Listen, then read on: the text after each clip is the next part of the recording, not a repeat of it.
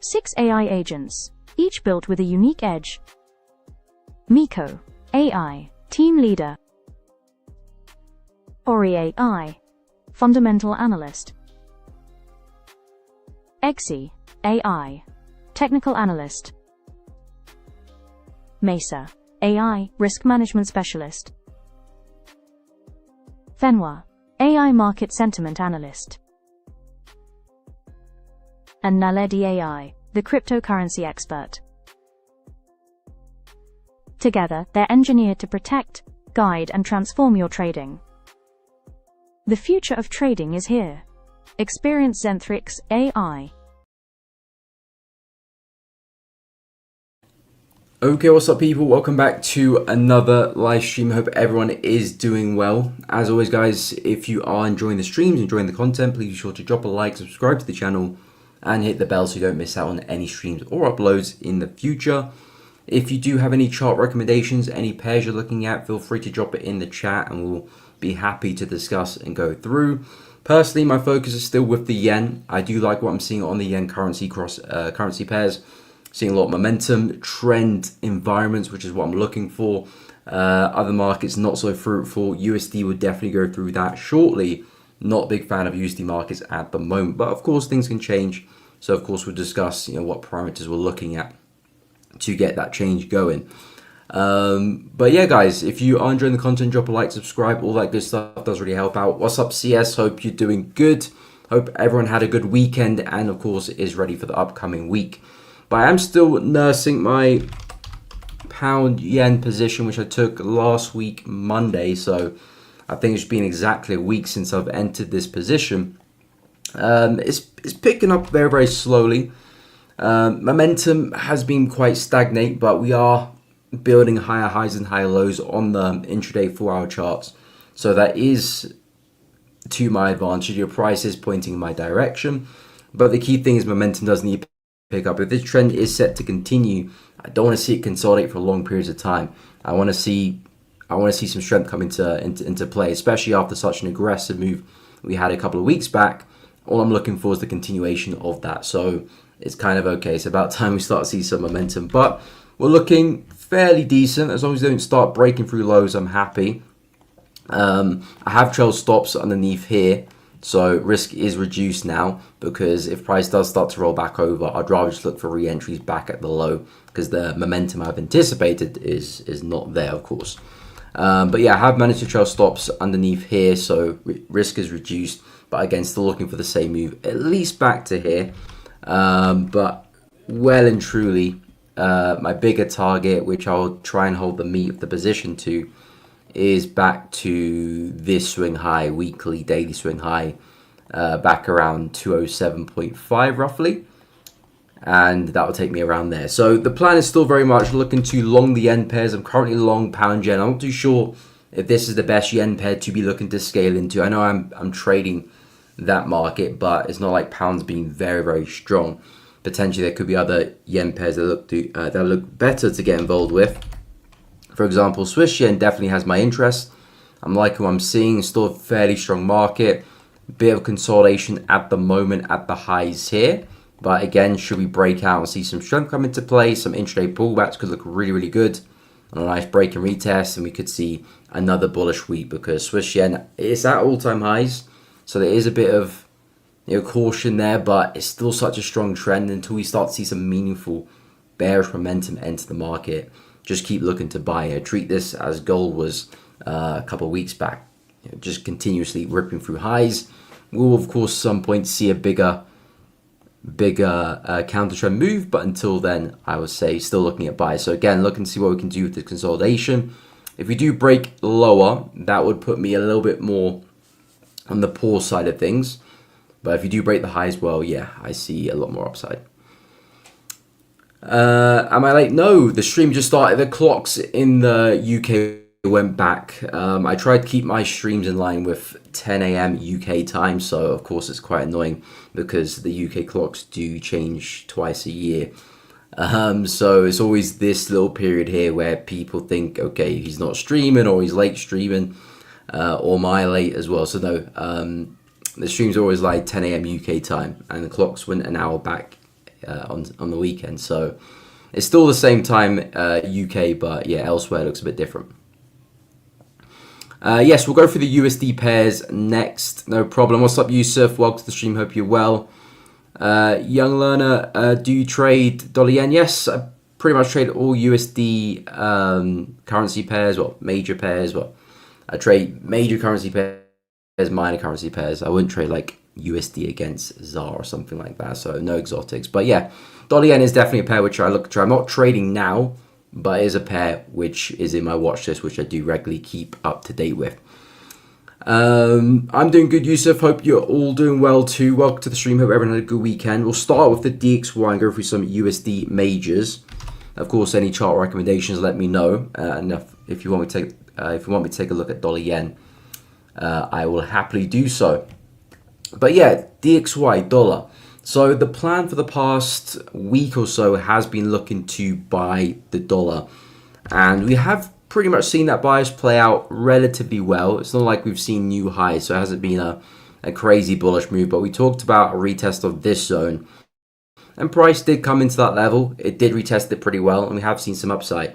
But always my caution with the dollar was always, how far can this move go? Because we still do have a lot of obstacles above our heads, which you can't be too confident with. You can't necessarily expect price to break through. I'd rather wait for price to break through and then look for the continuation after. I talked about this supply zone here. After all, we're still a very bearish market. If you look at the bigger picture, what the higher time frame's saying, higher time frames do provide nice filters for trades, especially in terms of direction and location. But you can see we are in a bearish market. Yes, it's a bearish market which is slowing down. We're not as aggressive with the highs. We're seeing pretty deep pullbacks. So it could be a market which is getting ready to shift. But there's a difference between getting ready to shift and has shifted.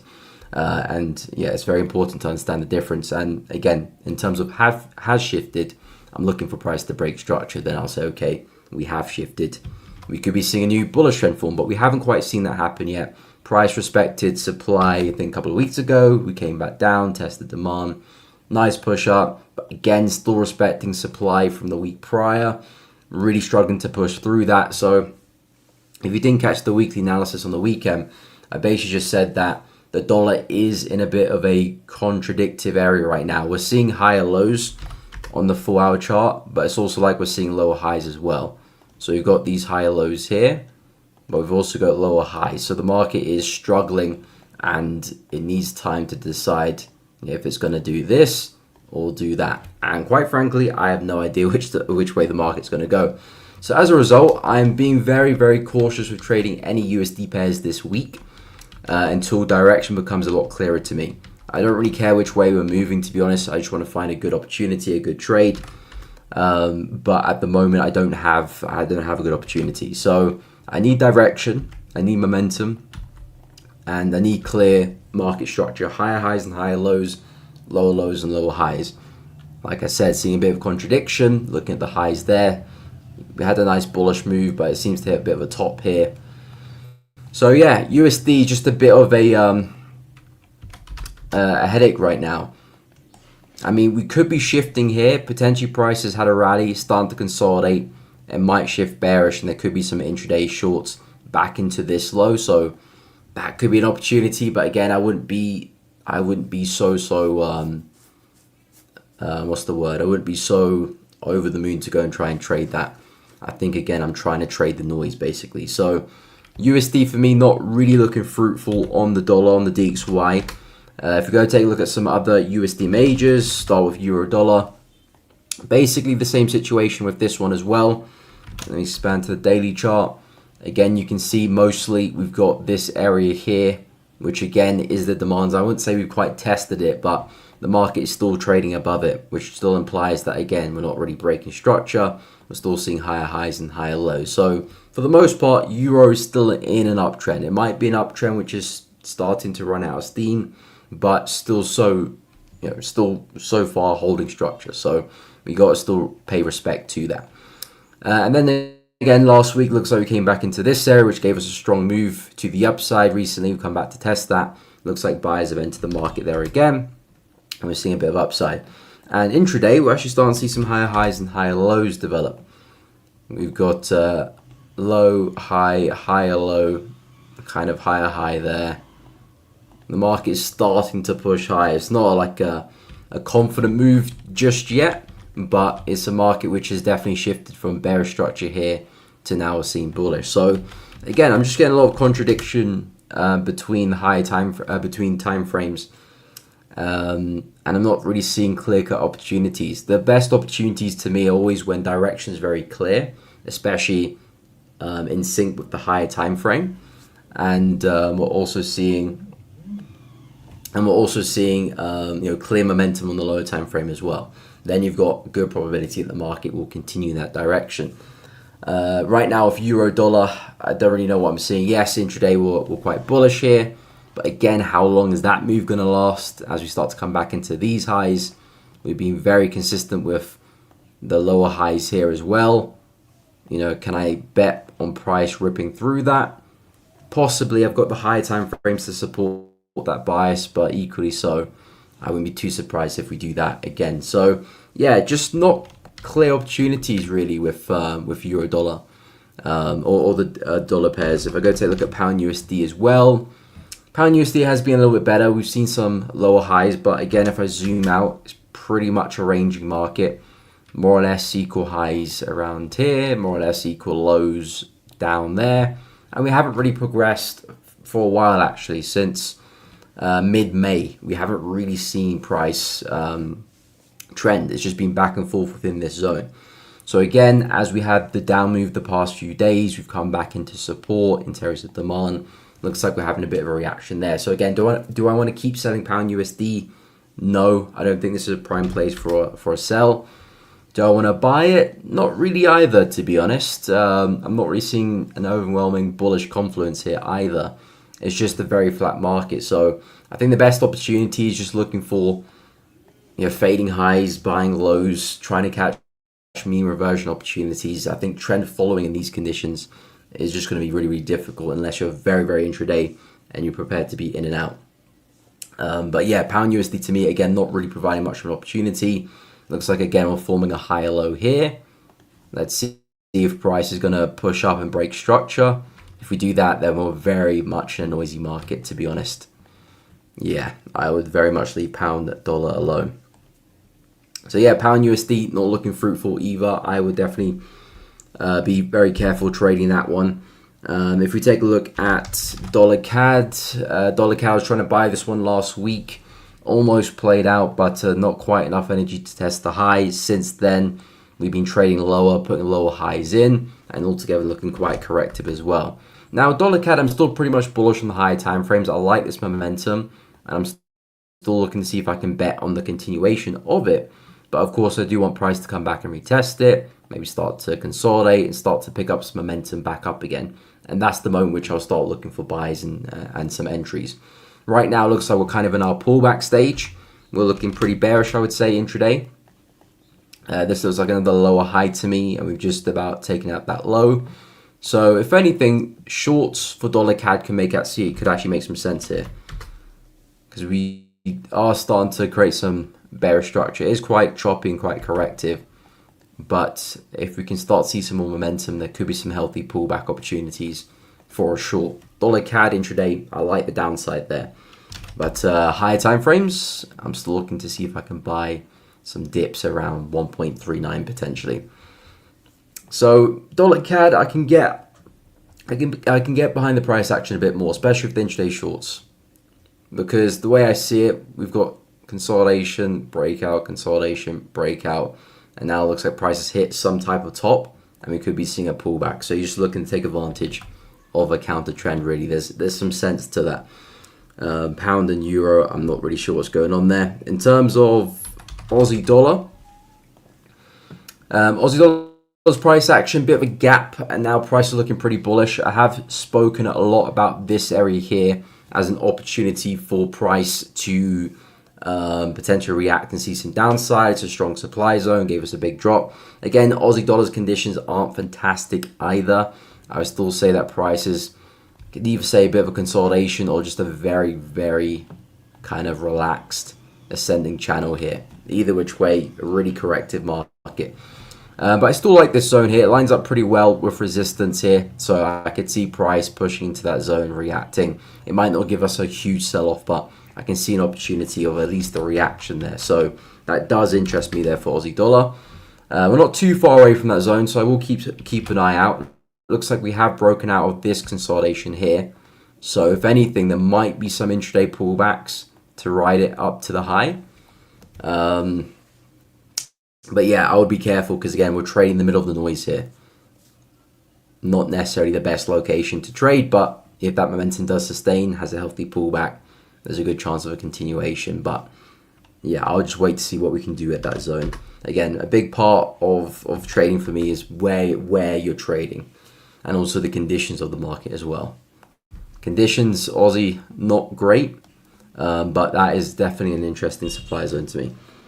New Zealand dollar, actually not bad structure as a whole. It's again a fairly choppy, corrective, bearish market here, but we've been really consistent with the low lows and lower highs. So as long as we maintain structure, I would have that bearish bias, and I quite like the opportunity to see if I can short it. But again, I'm looking for a deeper pullback, at least back into this zone around 0.582. So again, looking for a lot more upside to get to that zone. Then I'll look for some shorts. For the most part, this looks really, really corrective. So not really seeing any crazy bullish momentum, which would indicate a reversal just yet. So as long as we don't take out that high, I'll look to see what we can do in that area. But for me, the shorts are still too early. I need a slight deeper pullback before I will be interested. In terms of gold and silver, it's not looking particularly great for them. Gold down on the day, but altogether I would still say just trapped inside this miniature consolidation. I said buys could be good for gold and silver next week, but I want to see some strength come into the market. I want to see an aggressive break to the upside to show me that, okay, momentum stepped in. Because if you look at because I was talking about this on the weekly analysis, I said if you look at the 9 EMA, which is a super aggressive EMA, but it does kind of show how aggressive the trend has been on the daily chart for gold. This is the first time price is trading back below the EMA since the breakout back in late August. So it's a clear change in the strength of trend. It's not necessarily to say that, okay, we're bearish because we're below the 9 EMA, but it does provide some context to show that, okay, we're definitely weakening. And I wouldn't be surprised if gold goes for a pullback. It's very, very overstretched. A pullback would actually make some sense, to be honest. So if gold does have a meaningful break here, now I'm getting successive bearish structure. Equal highs over here, the break of that low. Now we're getting some more lower highs, another strong break of that low. Yeah, I would actually be pretty bearish in gold, looking for more downside, to be honest. Yes, the bigger moves still may be bullish, but at least intraday or even intra-week, I think shorts is the better option until we do see some strength come back into the market. So I'm leaning a bit bearish. But let's see where momentum comes. We are still 50-50 in this range. So until we kind of get that momentum back into the market, I'll leave it alone. But yeah, strong break to the downside, I'll be pretty bearish. And lastly, silver. Silver, I'm backing away, to be honest, as well. Again, another market trapped in this range. Let's see which way we break out. Again, a convincing break to the downside will make me pretty bearish on the market. Equally so, a strong break to the upside. I wouldn't mind some pullback opportunities, but I wouldn't be so confident to trade it all the way back to the high here. Again, after such a meaningful pullback, I wouldn't just straight away bet on a push back to highs. Yeah, another bullish leg. Intraday, intra-week, sure. Back to this zone. That could be interesting, but yeah, back to the high might be a bit too much of a stretch straight away. So yeah, gold and silver, just really indecisive right now. I can see strength coming in. I can see weakness still there, to be honest. It depends which way you break out the range, and then I'll look to continue that momentum, really. And then USD, yeah, USD looks horrendous, so I'm not really focused on USD pairs this week. Anywho, let's say hello to some guests. What's up, LFTJ? Yes, dollar index we had a look at. Yeah, I'm not a big fan of a lot of contradictory price action there. Is it bullish? Is it bearish? Of course, you can scale to the lower time frames and map out some short-term opportunities of strength or of weakness even. But in terms of the context of the week, it's really up in the air to me. Hoodie one, okay, nice. UJ about an hour ago. Okay, cool. Little profits. I caught CAD buy as well. Yeah, yen pairs I think is where it's at. To get to the high in just over an hour. Brilliant trade. Nice. Congratulations, Holy One. Yeah, I think the yen pairs is where it's at. I'm personally looking to see if I can trade or add more to the yen pairs because I'm ready in pound yen, but I'm looking to see if I can maybe pick up Swiss yen as well, or maybe even euro yen. To be honest, because at least I've got direction, I've got a higher time frame back in that trend as well. So yeah, I think yen pairs is where it's at. USD's really tricky. Yusuf, yes, we could take a look on the 15 intraday as well. The thing is, intraday you might find a little bit more of an opportunity, to be honest. The full hour and the daily really choppy, but scaling to the 15 you might find something there. So we'll dive into that. Okay, still looking for long CS. Fair play. I mean, I kind of do expect DXY still to break higher, but it's just not a trade which I'm willing to bet on right now. Because again, I'm not quite convinced that the DXY in the high time frames is still like in a healthy bearish environment. It's just likely to rip through lows and continue bearish. It could do that, but I'm not quite convinced. It does look like a market which is starting to bottom. So eventually I do think this will happen, but yeah, it's just not in the best place for me to be buying just yet. So I'm being patient. I'd rather kind of wait for the move than look for pullbacks. Of course, it does mean I enter later, but that's kind of the situation I want to be in. Okay, Euro pound getting ready for a buy as well. Okay, interesting. We'll take a look at that. Follow the trend. What's up, my man? I hope you are doing good. Gold continuation sells to 4K. Oh yeah, I remember you said you were in some shorts for gold, weren't you? We'll have a look at that idea. I mean, if it does break support, it could very much end up at that zone, to be honest. But we'll take a deeper dive into that. What's up, Bashi? Welcome to the stream, my man. I hope you're doing good. Appreciate the message. Yeah, guys, if you're enjoying the content, drop a like, subscribe. All of that does really help out. And, of course, any questions or chart recommendations, drop it in the chat. And we'll discuss. Something weird happened today. I was wrong on my analysis. Been a long time since that happened. Well, that's a learning curve there. You drop that down, what happened, and you can learn from that. But yeah, I mean, of course, it's going to happen. It's all probabilities at the end of the day. If yeah, the funny thing is, even if you're like extremely accurate with your analysis, of course, every once in a while you'll be wrong. And the other side of the coin, even if you're very poor for your analysis, every once in a while you'll be right as well.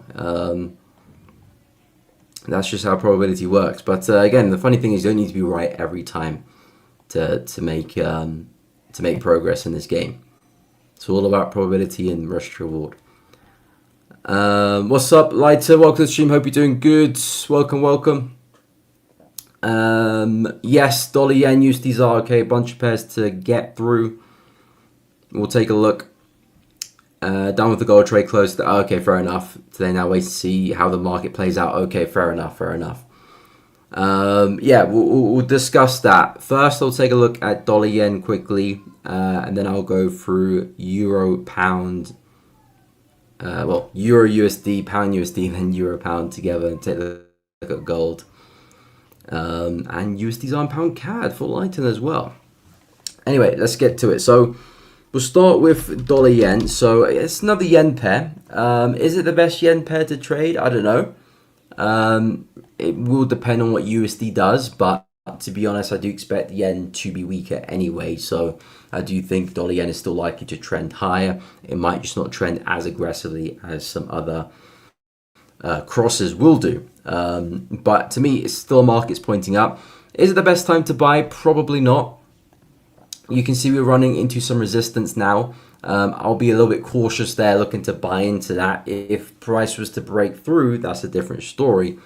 But we are trading to a high there, which you want to be careful of, because that's where a lot of people will be interested in. Price might reject it, wick through, and then start to have a deeper pullback. Or we legit could see a nice breakout, and that could be a nice area for a break and retest opportunity. Now, I am very bullish on dollar yen, so I would be looking at breakout opportunities and retests. I mean, this is not my favorite yen pair to trade. We can take a look at that shortly, but if I was looking to trade dollar yen, it would be wait and see if price can break for the highs and then look for a retest at some stage. So I quite like what I'm seeing in terms of momentum. If you flick to the daily chart, momentum still looks pretty good there in general. It's just the fact that we're trading at some resistance now, which makes things a little bit awkward. And if I drop even lower, I mean, we are starting to slow down a little bit too, which is not the best sign. But yeah, it's still a very bullish market. I'll be waiting for a break of the high and see if we can bet on the continuation. So I'll keep an eye on that. In terms of Euro USD on the 15, I think with this one,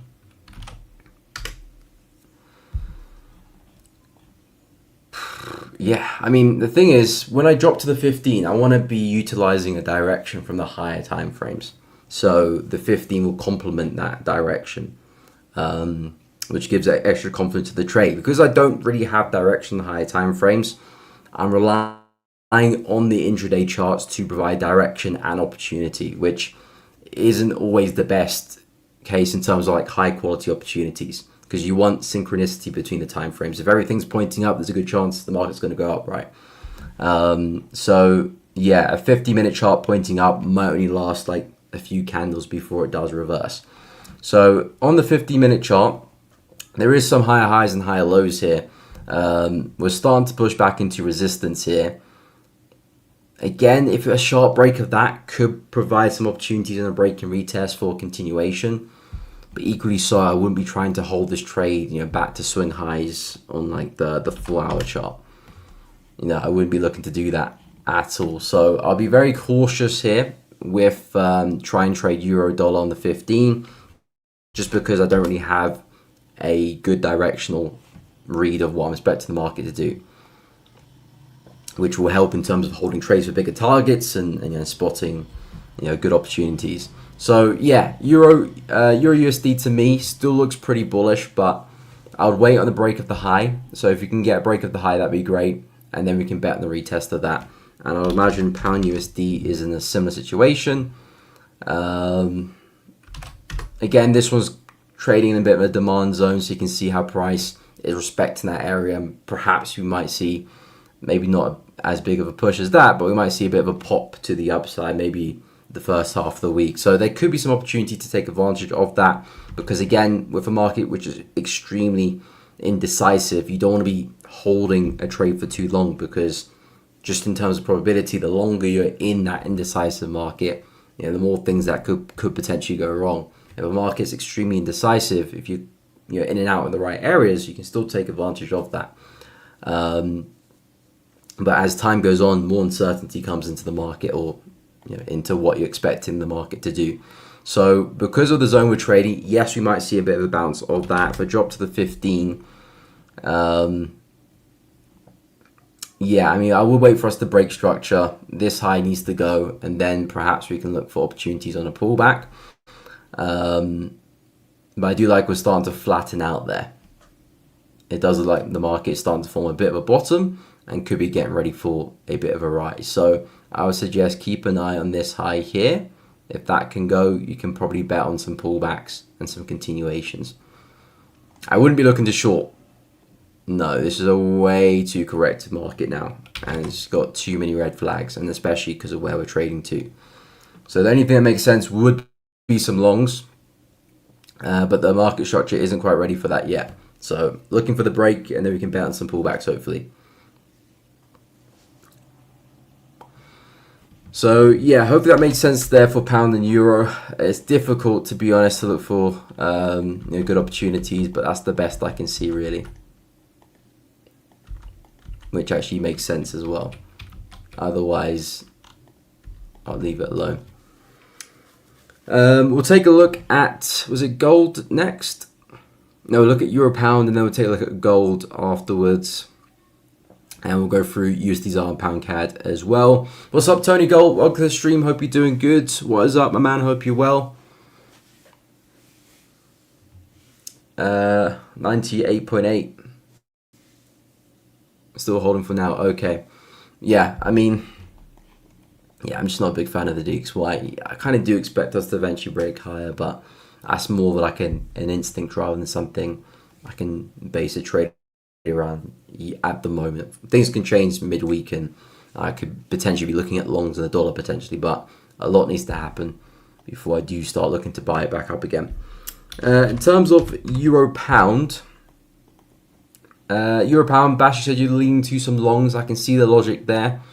We've got the prior swing high around 0.875, and you're just looking to bet and price, I would imagine, hitting that level. And I think that makes sense for the most part. We're starting to pick up momentum, equal lows there. Now we're seeing some higher lows. You're betting on another higher low there forming. Looks to me that we're coming back to retest some structure as well. So in terms of location, it makes sense too. If it drops like an hourly chart. I do like how corrective we are as well on the pullback. So yeah, I would say if we can get some momentum, it's not a bad buy. It's not a bad buy. In terms of probability of us getting to that high, looks pretty high to me.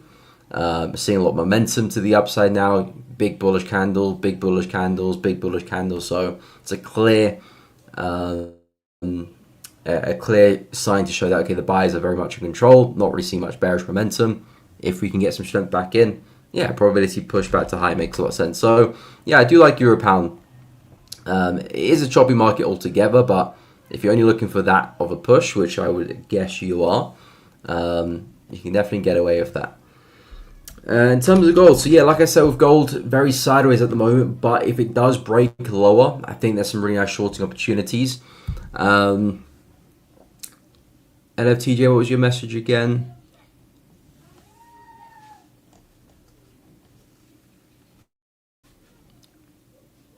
Oh no, follow the trend. Gold continuation sells to 4,000 area from 40.50, 40.60 zone.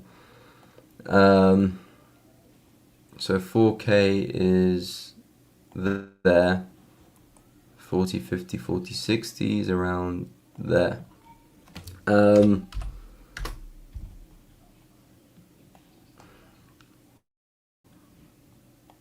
that out of the way. I mean, it's not bad.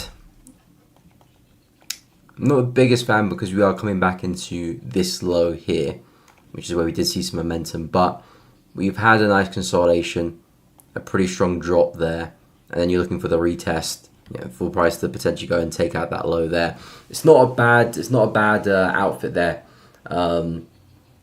It's just choppy conditions, really. This trade would be really nice if it was like trending conditions back here.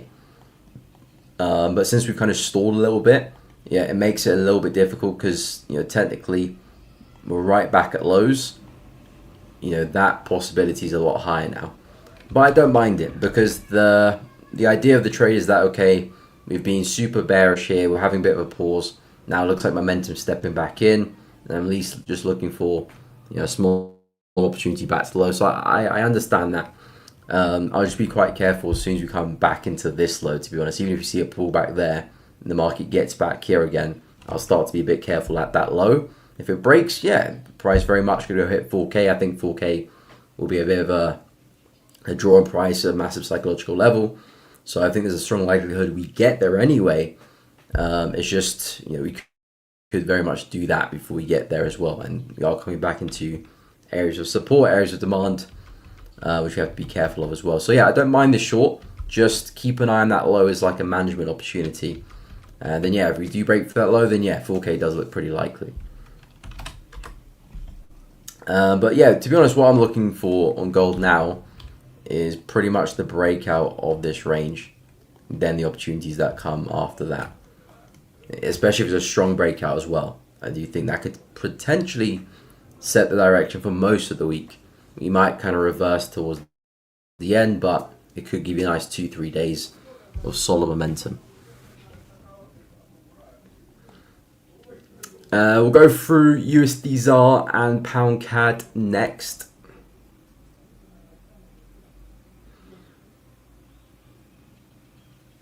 Okay, so I'm 1 hour 50 waiting for buys. Nice. Yeah, I mean, it looks like a likely move to me, so I do not blame you on that one. No problem, Yusuf, happy to help. So in terms of USD ZAR, last time I checked, it was looking somewhat bearish. Okay, let me zoom out a little bit. Yeah, still is looking pretty bearish. I mean, price support turn resistance held really well. Multiple wicks there to the upside, holding really well as resistance. Looks to me that price is set to make another push back into these lows.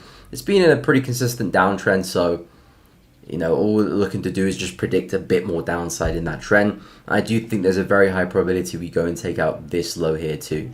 So not only is this trend still got meat to it, it's still got liquidity underneath that low, which I do think price likely to take. Especially if we zoom out and look at the weekly chart, you can see how price failed at the highs there. So this is still a very bullish market, but the fact that we failed at highs means that it probably will go and take out lows first before we try and maybe continue back up again. So that's why I do think it's a pretty high chance that that low does go, or at least we come back and test it properly. So yeah, a bit more downside I do think is the likely move. Now, how do you look to trade this? Well, entering in these areas is just a bit difficult. You're coming back into support, and then once you break through that, you got support right back there again. So I don't think it's a great place to be shorting. Ideally, you kind of want price to push back into resistance, even though we've respected this so many times. So coming back again is a bit of an exaggeration, but price has repeatedly respected that area until we break above it. I would always expect it to hold, especially in this situation. So yeah, to me, USDs nice short opportunity. I wouldn't really be looking to short it now. Maybe an intraday break of a low might get you to that low there, but you're not looking at like a huge risk reward opportunity here unless we get that deeper pullback. But in terms of direction, yeah, I do think there's another leg lower and at least a push to 17, and then potentially can discuss some buys straight away if we can see some strength come back into play. But a bit more downside still looks pretty likely to me. And pound CAD, this is an interesting one. It's a market which I'm keeping a very close eye because I'm looking to see which way my bias will unfold. Because on the higher time frames, we've taken out a really key high, and this could be cause for concern because typically, especially in ranging markets, after we do take our highs, we could very much easily see price go into pullback mode or even reversal mode. And since we're looking super corrective right now, it's not really an uptrend which I'm excited to keep looking to buy. Yes, we might still see another bullish leg, and I'll keep an eye out for that. But it's a super corrective market, and if it does reverse, I do think there will be quite a violent drop that precedes that. So I'm going to keep an eye for both sides. Not only, yes, we've got a bullish trend which we can still look to follow, but if we do go and break structure, I do think the reverse will look just as good or even better, especially because of where we're trading in the higher time frames. So the area which I'm going to keep an eye out for that is this low, because of course this is the low which gave us that high. So if I do see a solid break of this low, that would put me really bearish there for pound CAD, and I back away from that bullish bias. In terms of long-in opportunities for a buy, well, I would wait for some real momentum to enter the market. It looks to me that we're kind of in a little bit of a consolidation. So we're lacking that momentum, but it does look like we're forming a low, potentially forming a bit of a base, which is a good sign, especially for the buyers. So if you can see some strength above that high, yeah, there's a good chance we do continue and perhaps go back and retest the prior high and we see at least one more swing happen. So pound CAD, I would have the bullish bias for now because structure's still pointing up, we're still respecting lows. But I would wait for us to break to the upside to really confirm that momentum's here. That could be a buy signal. You could wait for a break and retest intraday there. And then you do have some room to trade it into, which is back to the high at 1.89. So overall, pretty bullish here for pound CAD. Pretty bullish here. Just waiting for the momentum to really step in. Euro CAD is in the same situation as well. If you take a look at Euro CAD, and then zoom out to the weekly chart, look where we're trading. We're just going to take out a major high. So this is always an awkward situation. Is this a legit breakout? Is it price just taking the high to reverse? I'm not too sure. In terms of the signs we're seeing of the characteristics of how price is moving, this looks really corrective, which would point more to the downside of things. But the funny thing with that is you could always see one or two more swings left before that move does happen. And those one or two more swings could be very profitable. So you don't want to just say, okay, let me just short, because number one, it might not push down. It might generally keep pushing. So you want to be able to take advantage of that. And number two, the timing side of things is very difficult as well. You might be right with the down move, but you might still see another 2, 3, 4 weeks of upside, which could still present some nice buys before we do reverse. So a good way to avoid making that mistake is just follow market structure. As long as we keep making these higher highs and higher lows, well, the buys still do make sense. And for now, we are still above this low, so the buys still do make sense. I said on the weekly analysis that perhaps maybe a nice double bottom could look good. Another run back to the low, strong rejection, banking on the lower holding, or maybe even price taking this high and continuing above that as well. That could be a strong sign. Either which way, we want to see price hold that low. So yeah, EuroCAD to me is still looking bullish. It's a bit of a sluggish trend, same with pound CAD. So I'll be waiting for really strong opportunities before jumping into that. It's not the cleanest trending market, but we are maintaining higher highs and higher lows. So direction is still up for this currency pair. But yeah, as I said at the start of the stream, my focus is a lot more on the yen pairs for now.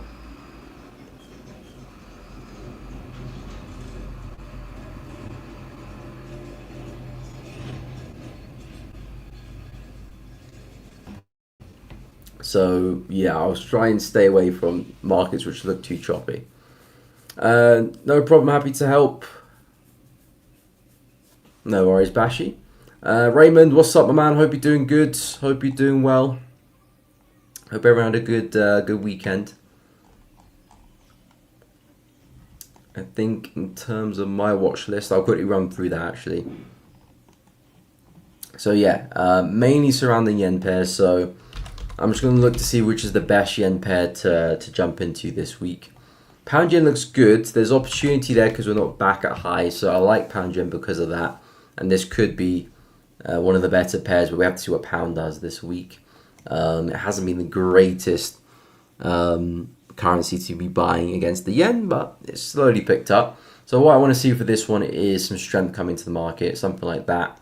And then I can look for some pullbacks back to the high. I can drop to a lower time frame, maybe hourly, maybe 30, maybe even 15 if things look really good.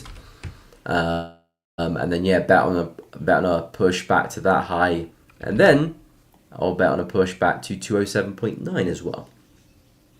So the reason why I like GJ is because out of the other yen pairs, there's a lot of opportunity in terms of price still need to take out some big highs. Euro yen and Swiss yen have already done that, so it's not as, I'm not expecting as big moves there. Of course, they're still bullish, and I'm still interested in them. Swiss yen's on the watch list as well, but I do want to see us kind of break to the upside before looking to bet on a continuation. A strong break like this would be a very confident sign that the buyers are still in control and that we can be seeing pullbacks here for a continuation. If I do see price break to the downside, that could be a sign to potentially pause a little bit. I mean, I'll keep an eye on this area, but it depends how we get there and how corrective price is. If it's an aggressive move, I'll be cautious. If it's slow corrective, yeah, I'll be happy to try and take that higher. Euro yen as well, I like the buys too, but again, similar situation to dollar yen, which is price right now is trading back into a high. So this is a very kind of interesting place. You know, is price sweeping the high to come down? Was price actually looking to break out and continue higher? Well, if I'm looking to buy, I either want price to pull back down because I like this zone here, or I'm waiting for price to break out and then looking for the pullback afterwards. Either which way, I don't want to be buying there. That's not the best place for a buy, especially after that 4-hour close as well. But yeah, Euro yen longs I'm going to lean into, see if I can get. I'm only just looking for one more trade in the yen pair as well. I've got the pound yen trade, but I have reduced risk there. So there's still a bit of risk on. It isn't complete. It's just underneath the lows there. So there's still a bit of risk at play, but it's heavily reduced since the risk I took getting into the position. So I don't mind trying to put that risk elsewhere in another market, which is likely to continue higher, which for me, Euro yen and Swiss yen look good on. And I was also debating dollar yen, but I think I'll just focus on those three out of the yen pairs. They look the best.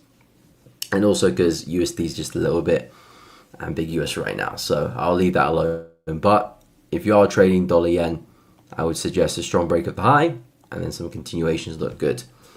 So yeah, out of the yen pairs, those three I'm going to be keeping a close eye on. I'm keeping a close eye on gold and silver as well. They've made my watch list too, mainly for bearish reasons, to be honest. But I like the range we're trading in, and if I can see a strong break to the downside, I will actually be looking to try and short the market. If the breakout's clean to the upside, I try and look for longs as well. But as I said earlier, I wouldn't be trying to trade back to highs. It would just be more so, okay, we've broken out. There might be a bit of a continuation, then I'm out. Or I might leave a small amount to run. But I'm actually a little bit more interested with the shorts, to be honest. So just want to see a strong break, and I'll bet on the continuation. Silver as well. I want to see a strong break, and I'll bet on the sells there too. And again, based on where silver's trading, if I expand to not even the weekly, the monthly market, this is a very, very suspicious area where price is trading right now. You can see last time we swept a major high. This was back in the 1980s. We swept the high in 2011. We came crashing back down. We've just gone and repeated the same situation. I'm not saying we're crashing back down, but hey, there is a possibility. So again, if I do see meaningful bearish pressure come into the market and lower lows and lower highs come in, this is a nice place for a short. It makes sense. A lot of people, a lot of buyers could be looking to take profit. And as a result, we might be seeing a bit of a correction. I'm not expecting silver to completely drop. I do think it just might be a bigger drop before the buyers step back in later.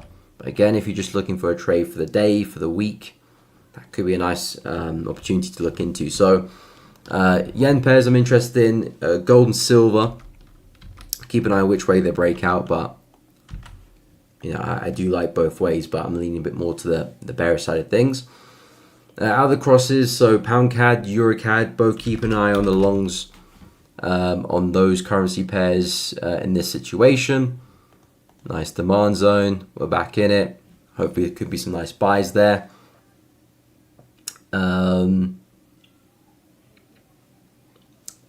So euro CAD as well, looking really good. Again, I'll probably want either push back into the low or maybe taking out the high before I do look for entries. But same logic applies. As long as we stay above this low, I'm looking for a push back to that high. And in terms of some of the CHF pairs I do like Aussie CHF. For me, there's still a lot of opportunity here. Started off pretty bullish, so I won't be flying into shorts, but I'm still looking for a push all the way back down there eventually. You've got a really strong supply zone, which gave us that push. As long as price doesn't break supply, so it doesn't take up the high here, I am looking for us to eventually roll back over and get some shorts going and take out this low. It's been an extremely bearish market for quite some time. So yeah, I don't want to try to overcomplicate it. As long as structure maintains, yeah, just keep looking to short. So as we do pull back into the supply area, I'm kind of waiting for price to settle first. Maybe form some bullish structure, test the high, and maybe find a short later on. Very rarely is price just going to come in and just suddenly drop. If you look at how price is moving, it's a very flat, very stagnant. And when it does pull back, it kind of corrects for quite some time. Kind of use that same thinking with this next pullback as well. So not looking to be the first one in. Going to give this the time and space it needs to develop. Keep an eye on things as we do. And if it does look right, I'll be sure to try and find some entries. But still too early. Yes, we're trading there, but too early to look for entries. So Aussie switch I'll keep an eye on.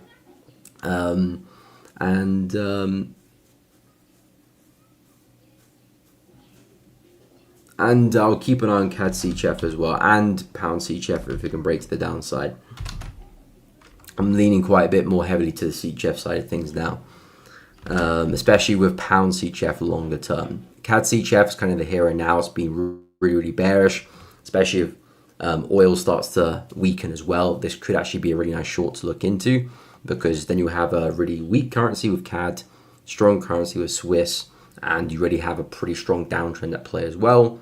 Probability wise, still probably likely to go and take up that low. So in terms of an entry, what I'm looking for is price to sweep this high here, recover, and then I'll see if I can find an entry on that recovery. Because basically, we're looking at a break and retest of that low. So nothing complicated here. Already a super bearish market, consistent lower highs. I believe we're at all-time lows. We are at all-time lows. And just looking to see if we can get one more leg back into the low. But I would want to see price kind of take that high and then drop. And that's kind of where I'll try and place my entries. And yeah, we'll see how we go. Can have some intermediate targets along the way. This low and that low. But yeah, pretty bearish in my eyes. And who else? Pound CHF. This one not quite ready for the week. The only reason why this is on the watch list, just in case we have like a crazy breakout this week. So for example, we've got a really big support level here, and I do think it's going to break out, and I am looking for price to push here. Technically, you can say we already have broken out, which is why I'm interested in it. But I wouldn't say that's like a really confident breakout, which I'm dying to find some shorts. When I do scale to the lower time frames, yeah, the structure still looks super corrective. So I'm not prepared to be looking to shorts just yet. The trend's not looking quite healthy. So I kind of said, okay, it's definitely a pair I'm looking into. I wouldn't be surprised if we do break back above because of how corrective we are. We might have another pullback. But if for some reason pound CHF is super bearish this week and we drop again and really pick up some momentum, then this does become a market I'm interested in. This is the low I'm expecting price to get to eventually. And the plan is just pullbacks along the way, to be honest. So yeah, those are mainly the pairs I'm looking at. Quite a lot of emphasis on CHF because it's super strong right now. Emphasis on yen, super weak. Gold and silver, a lot of momentum has come into the markets recently. Could still see that continue. So trying to see what we can find with continuations. Pound CAD, Euro CAD, super consistent uptrends. In some cautious areas, if they do turn around, there could be some really nice short opportunities there. But equally, if we do maintain support, there could be some nice buys. So that's really my watch list. So quite a few actually this week, a lot more than last week. Last week I was a bit more cautious. I mean, I was still looking at roughly the same pairs, but now I'm a bit more confident with some, and I've added gold and silver as well. So yeah, I'll be happy if I can get some opportunities, and that's opportunities for the 4 hour and the hourly chart as well, and the intraday charts too. So it's not a situation where I have a separate watch list for different time frame because that would just be ridiculous.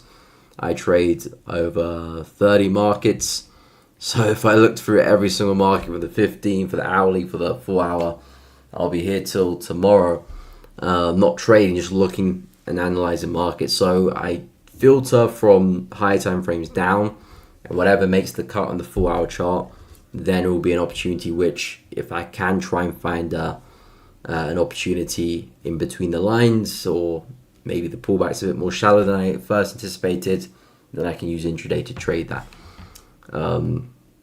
But yeah, those are the markets I'll be looking at this week. And yeah, unless we see something happen. I mean, we do have some USD news coming up later today. We got some durable goods for USD at 130. Not the biggest news event, but it can cause a bit of movement for USD. Later in the week, we do have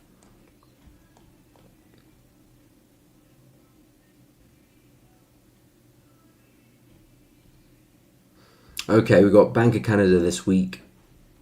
That could be interesting. Definitely want to keep an eye on that one. That's at 2:45 on Wednesday. But in terms of USD, we got good trade balance. That's on Wednesday, same time. Actually, no, 1:30. Sorry.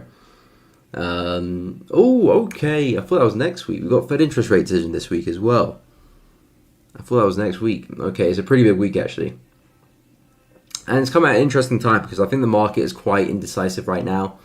And it could generally be that we need a bit of a Fed interest rate to come in to spice things up. Rates are expected to go up.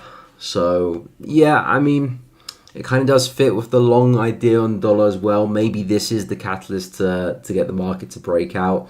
I think just with technicals not looking great, I will let that news do its thing and then see what we're looking at the following morning, to be honest. And then potentially there I might be interested in USD again, or I might leave it to the week after. But yeah, that could be a big catalyst actually. And That actually could be a big catalyst. Yes, we do have news this week. We've got Canada, Bank of Canada interest rates on Wednesday, and we got Fed interest rate on Wednesday as well.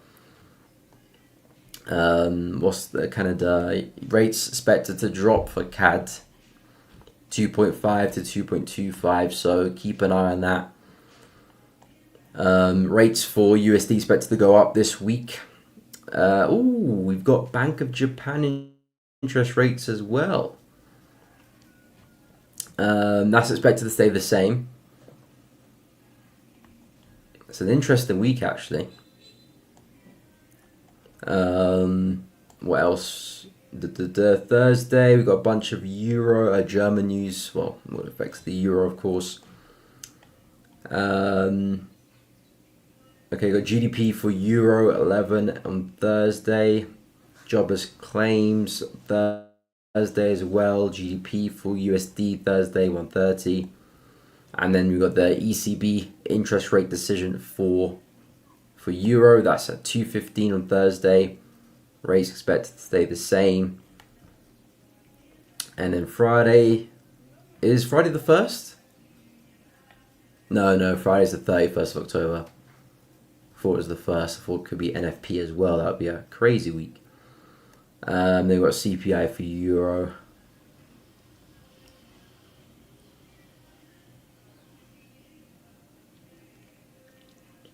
Yeah, it's a pretty active week, I can't lie.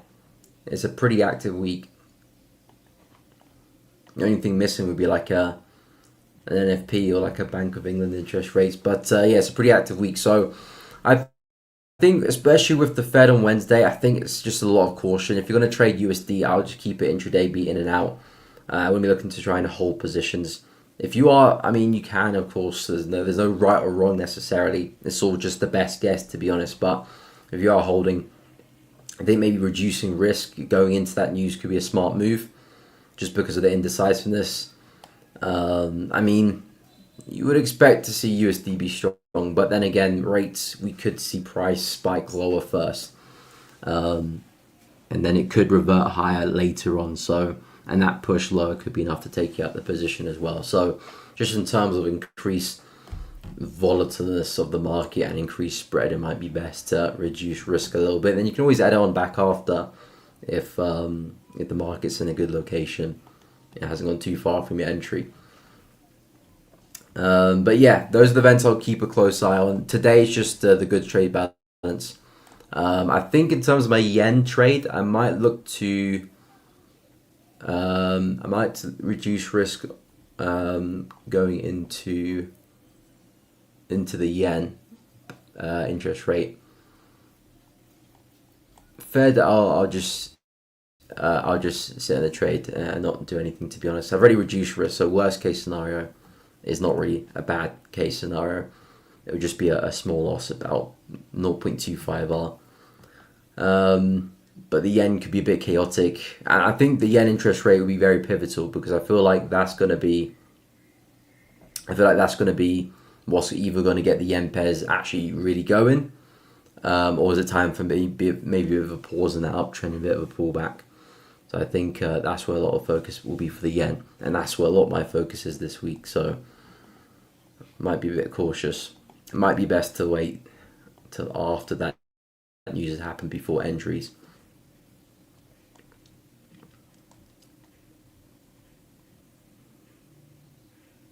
Yeah, and then we've got ECB as well on Thursday. So yeah, it's a pretty active week, I can't lie. Pretty active week. Definitely caution there. And especially if you're intraday trading, be careful of that. And because I'm starting to trade intraday as well, I'm going to have to pay a lot more attention to these news events now.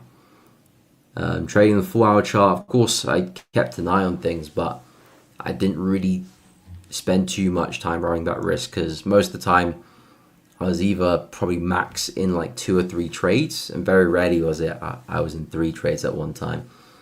Most is normally like 2 trades at once. Most of the times actually just one trade in one time. So worst that can happen is maybe I get slipped in that one trade, and because I'm using larger stops, and my lot size would be relatively lower compared to if I was trading like in the 5 minute or 15.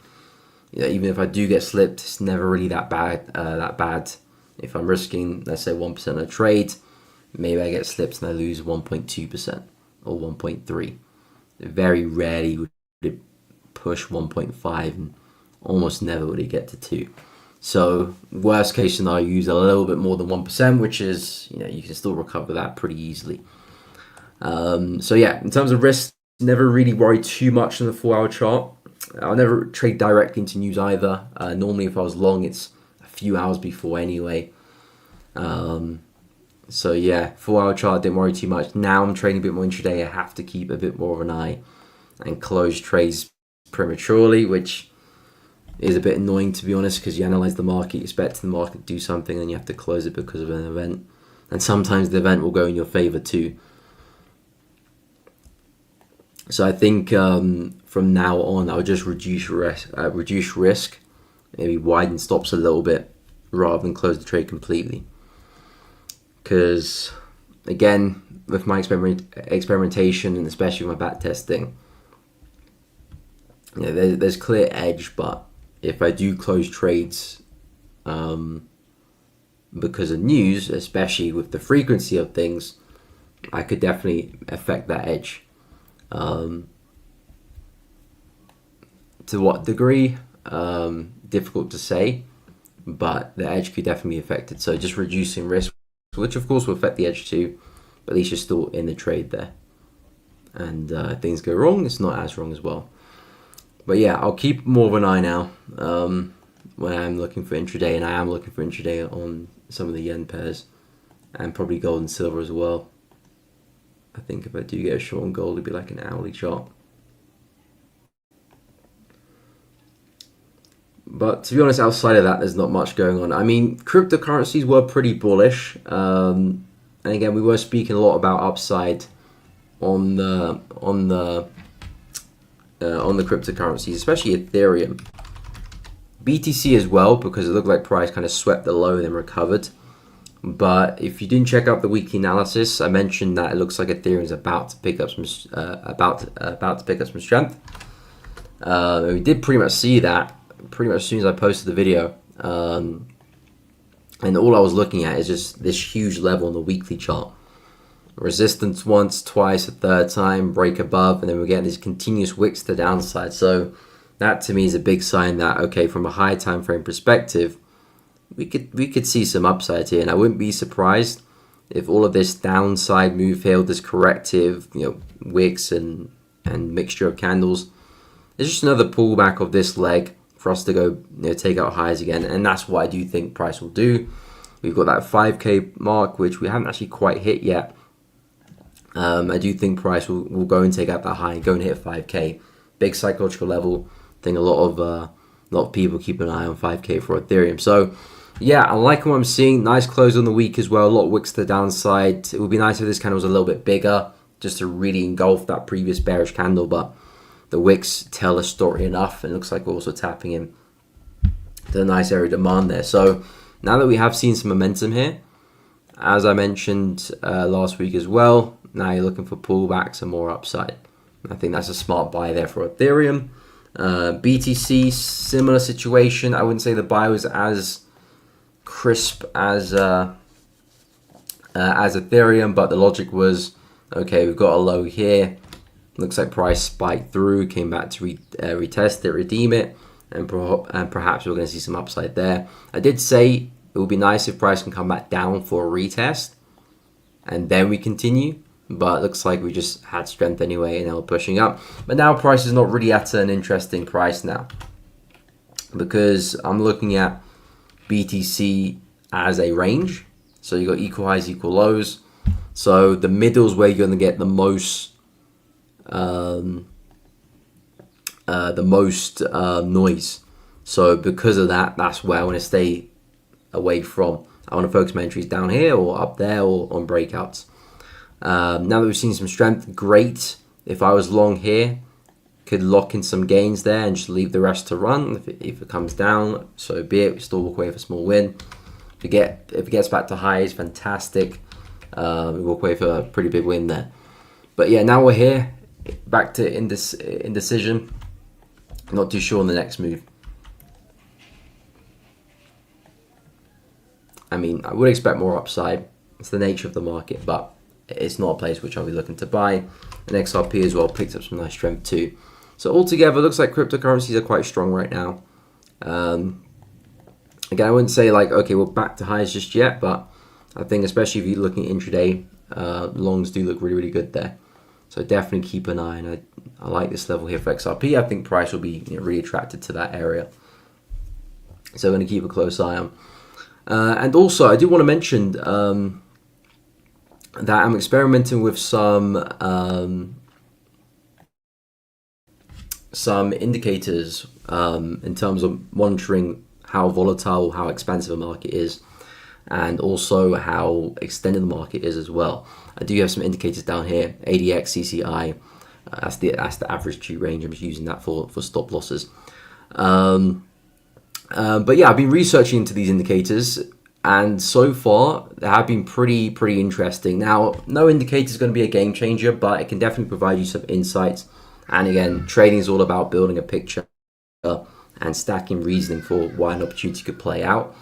And in terms of ADX, I like it because it looks into how expansive a market is. So, for example, if a market is really expansive, it means that we're seeing a lot of volatile price action, and especially if you're looking to follow momentum, follow a trend, it's a good indicator to use, because if it does say that, okay, the market is very expansive, very volatile, that's a good sign that momentum is likely to continue in a trend, and that you can have confidence in buying pullbacks that were likely to still keep seeing strength in your desired direction.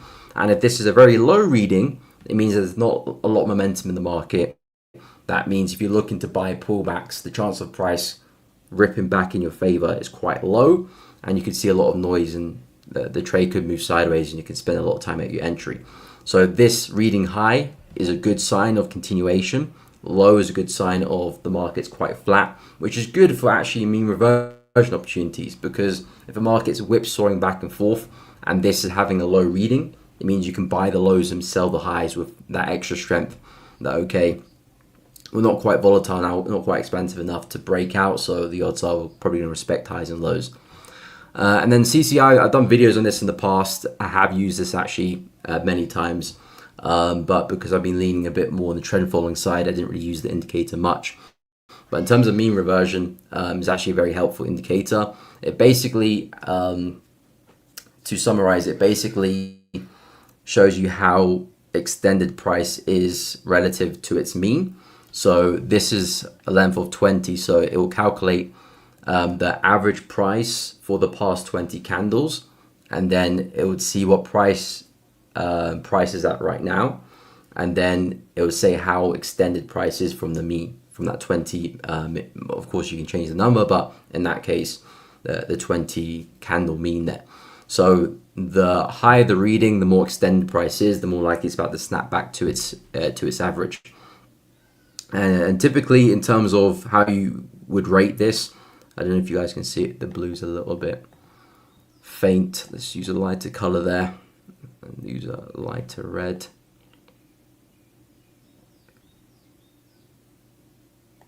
Is that better? Yeah. That's just the ATR. So yeah, in terms of reading, so anything above 25 is a good expansive reading. If you have it set at 14, which again measures the past 14 candles, but anything above 25 is expansive. Of course, the higher the reading, the better, the more violent the market is. For example, if I take my cursor and put it around here, you can see the ADX says 40, so that's quite aggressive. But if I take it and put it here, you can see the ADX says 14, so very corrective conditions. And the beauty of this is a leading indicator as well. Well, not leading, but it tells you what's happening now. So it doesn't necessarily predict the future, but it tells you what the current environment is. So it's not leading, because leading will predict the future, or try to anyway. But it tells you what's happening currently at the moment. So I like it from that regard. And also the CCI, another not necessarily leading indicator, but it tells you what's happening for now. And again, in terms of reading this, you want anything to be above 100 or minus 100. And if it's above 100, it means it's quite far from the mean, which means you can look to short. Below negative 100, you can look to buy. So I'm going to be experimenting with these more. I've been back testing for the past month or so, and I quite like the confidence it does add. But there's always a difference between back testing and live data. So that's where the testing will come into play. And to be fair, it's not changing much. It's just an added confidence that I'm experimenting with, because I'm a big believer in terms of always looking to adapt, improve your trading as you continue. I think that'll be a big part in terms of sustaining success and improving success as markets change, as participants change, AI comes into play, AI improves. Markets will change as well. And a good way to kind of stay ahead of that curve is to experiment with things, change things, focus on things that are working well, get rid of things which are not working too well. Which is why, again, journaling for me is so important, because that's the only way you're going to know what is paying you, what's not paying you. Appreciate it, Bashi. Yeah, guys, drop a like if you are enjoying the stream, and of course, subscribe to the channel, and of course, any markets you are looking at, feel free to let me know.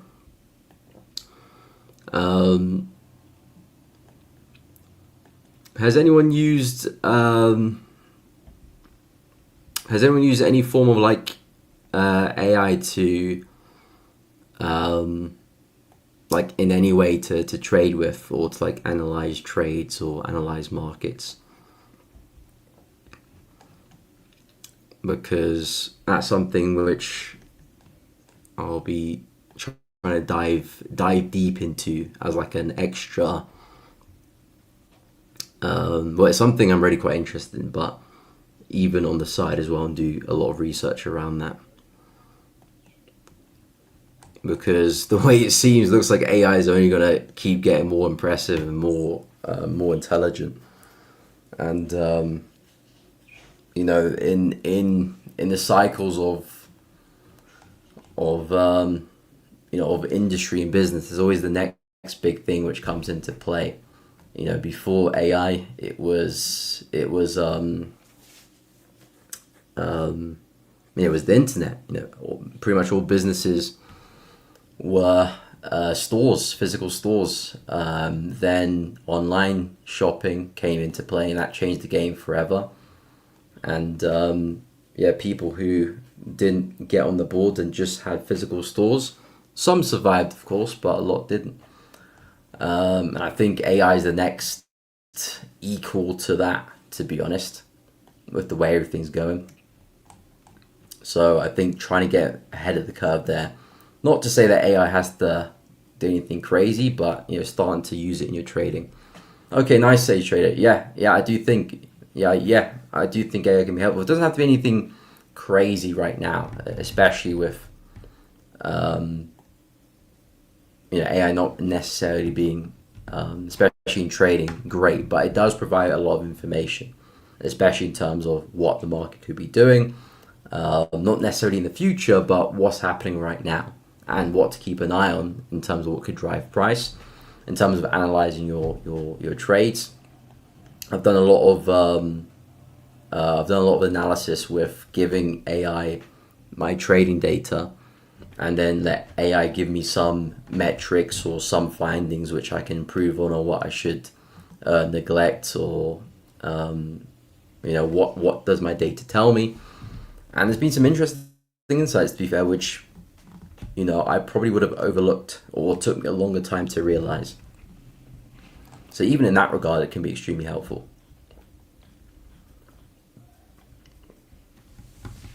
But I would recommend anyone who's not using AI, just dabble, dip a toe in. Don't have to be anything crazy. Just ask a basic question, start there, and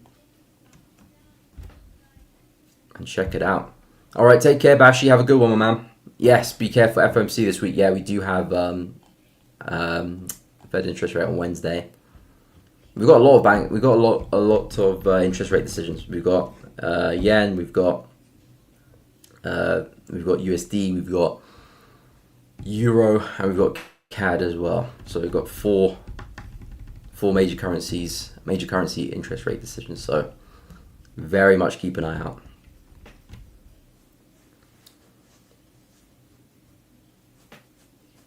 I have no idea, to be honest, Raymond. I look at that in terms of, okay, the market might be a bit volatile. It depends what policy she says. To be honest, I'm not really too clued up in her new regime and what policies she's going to introduce or take away. To be honest, I'm not really too clued up. All I know is that typically when a new prime minister comes into play, there's some added volatility. There's some more indecision. Maybe if the people are really backing the prime minister, that could cause the currency to go up.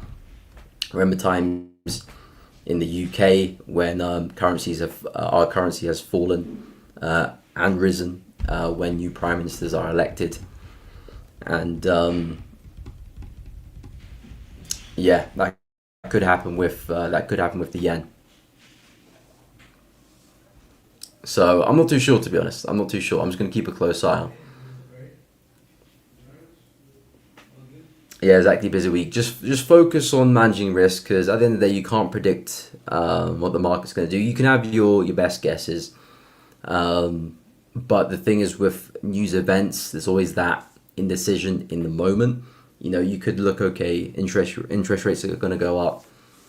Most likely, the market's going to be bullish, and most of the time that is the case. But equally, in the moment, it could spike down against you. That could be enough to take you out of the position. So, you know, you might be right with the direction, but you got a loss to show for it. And that's really what, at the end of the day, matters. So, you know, risk first and then opportunity, especially if you're intraday. If you swing, you can get away with it. But yeah, it'll be interesting to see what happens with the yen. I'm still looking for yen weakness. I don't know, maybe she might turn the yen around. I've got my eyes peeled on the yen interest rates this week. At least between now and then, I'm actively looking to try and buy the yen crosses. Maybe after then, I cool off a little bit. But technicals still pointing up, and that's what I'm going to follow until proven otherwise, of course. What do I think about oil and CAD? Good question. Well, again, with oil, I'm still looking at downside. I'm looking at the higher time frames. I'm still getting a pretty strong bearish read in oil. The plan the past few weeks has been for us to take out this low. We came so close, didn't quite do it. Of course, since then we've had a really aggressive move to the upside. So for oil, my eyes are peeled on this level here. If we can respect this area, I think this could be a solid level where oil does come straight back down. If oil does break above this, especially with some force, then we could be looking at a bit of a V-shaped reversal here, and that could take us back into resistance up there. And then that would, of course, mean that oil is really strong. CAD is likely to follow as well because of you know how reliant CAD is with oil. So if oil does gain some strength, the CAD is likely to gain strength as well. And that could be a nice kind of meter to look at to gauge what you should do with CAD pairs, or if it's okay to follow through with an idea. Right now, I'm still leaning to this direction, but we'll see if we get that follow through, because we had a nice candle closure this morning, you know, kind of breaking out that consolidation. I just want to see some consistencies. You know, we've had one big drop. Can we get another? Doesn't have to be a big drop, but can price take out lows again? Well, okay, now we're starting to pick up some structure. Yeah, that could be the start of a pushback to lows. I don't want to see price now give me a strong candle back up again. That could mean a bit of a fake out, and of course could start some upside. But it looks like we're holding a lot of wicks to the upside. We're seeing some strength come into play. I am leaning to the bearish side of things, and if that does reject well, you know, looking for a push all the way back down there. So I'm leaning for CAD weakness, and I'm leaning for CAD weakness. So I'm leaning for oil weakness. So I'm also leaning for CAD weakness as well. Yes, we can take a look at CAD yen, no problem. Isn't that V-shape one? Oh, yes, but not a good one.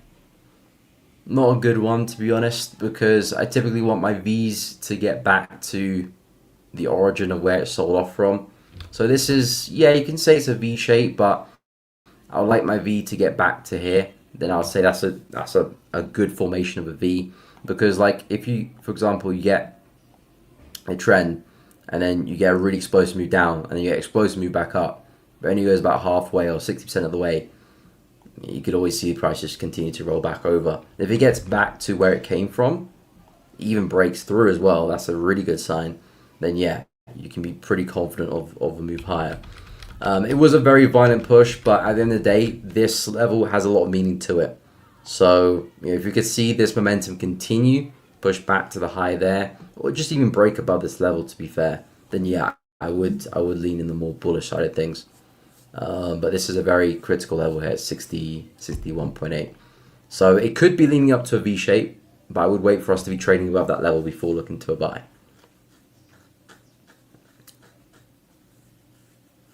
Because even if it was like a really good V-shape pattern, I still wouldn't buy it because of the level we're trading into. I would still want price to be above that. Yes, we'll take a look at CAD yen. So CAD yen, again, I do have a remote bullish bias on it. It's just not overly fantastic. Again, if I zoom out, you can see we had a nice close last week, but altogether, a really corrective market here. Not really seeing much consistency there. And now we're coming back into resistance, supply. Is this an area which the market could form a lower high and roll back over, potentially? Is this a place where the market can break structure and push higher? Equally so. So I'm not really overly keen on what I'm seeing with CAD yen. I would be looking for buys if I had to. But it's just not, conditions are not overly favorable. If I drop to the daily chart, yes, there's somewhat of an uptrend, but again, really choppy conditions. We're about to approach resistance. If not, yeah, we already have approached resistance. So because of that, it's just not a great place for a buy. It's a similar situation to dollar yen. If this is set to continue and we are going to push through, let's actually go and take out this high with some force, and then that will give me some confidence to say, okay, yeah, this market is still very bullish and we're still set to continue. There may be like a small intraday play here. Retesting that consolidation. Dropped like a 15. And there might be a nice intraday play. Something like that. I didn't probably need to drop to the 15. Maybe even hourly might be clean. Because there is a pretty nice uptrend, intraday, intra-week. We have seen a nice move there, nice higher highs and pullback. So short-term buy, yes. But if you're looking for anything big, you do have a pretty big obstacle ahead of you there. So I would be careful with the longs on CAD yen. And of course, let's see what happens with oil as well. Because if oil does reject that level and starts to come back down, well, you're looking at a weak CAD most likely. So then that will make it even trickier to buy CAD yen. I wouldn't really be looking to sell it either.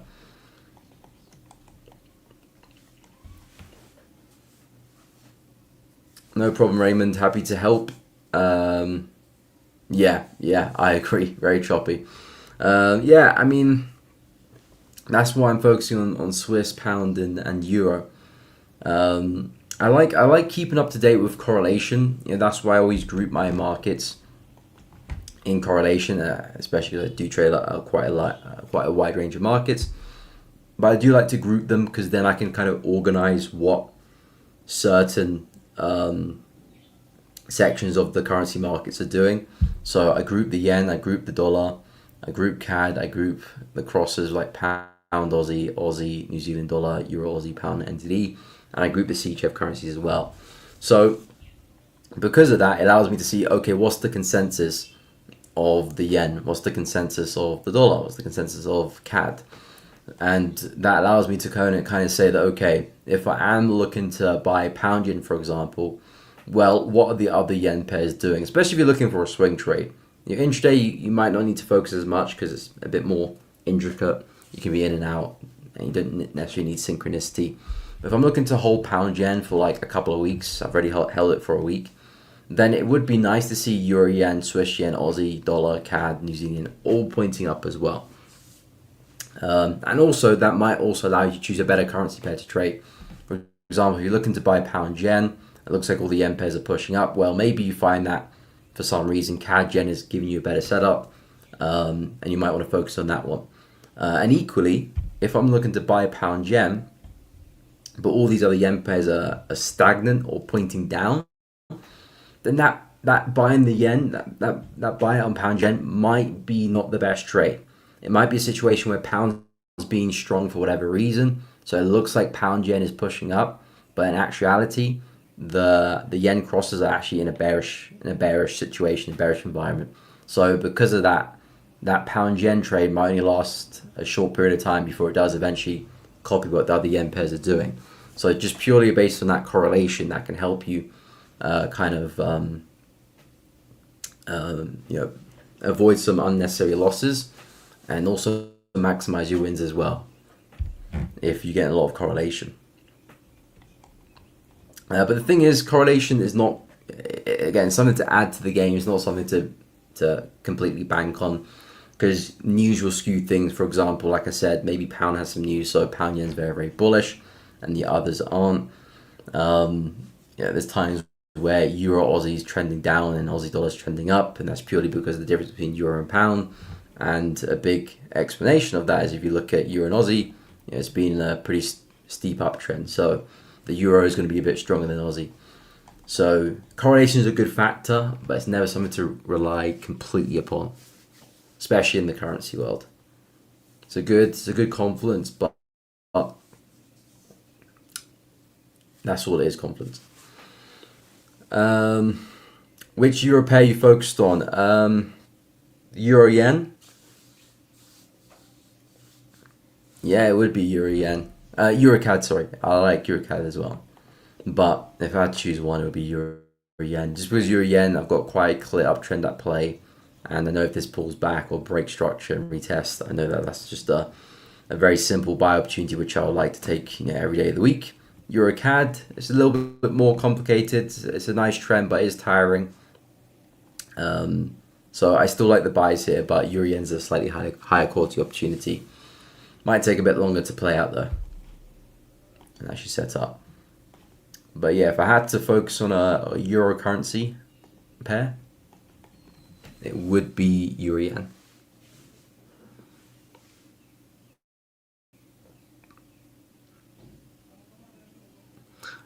Samuel, okay, what's my take on Euro yen? Possible sell, forming double top. Yeah, I'm not looking to sell. I'm looking to buy. I mean, I understand it because, of course, we're approaching resistance, and of course, the price holds resistance. It can very much come back down.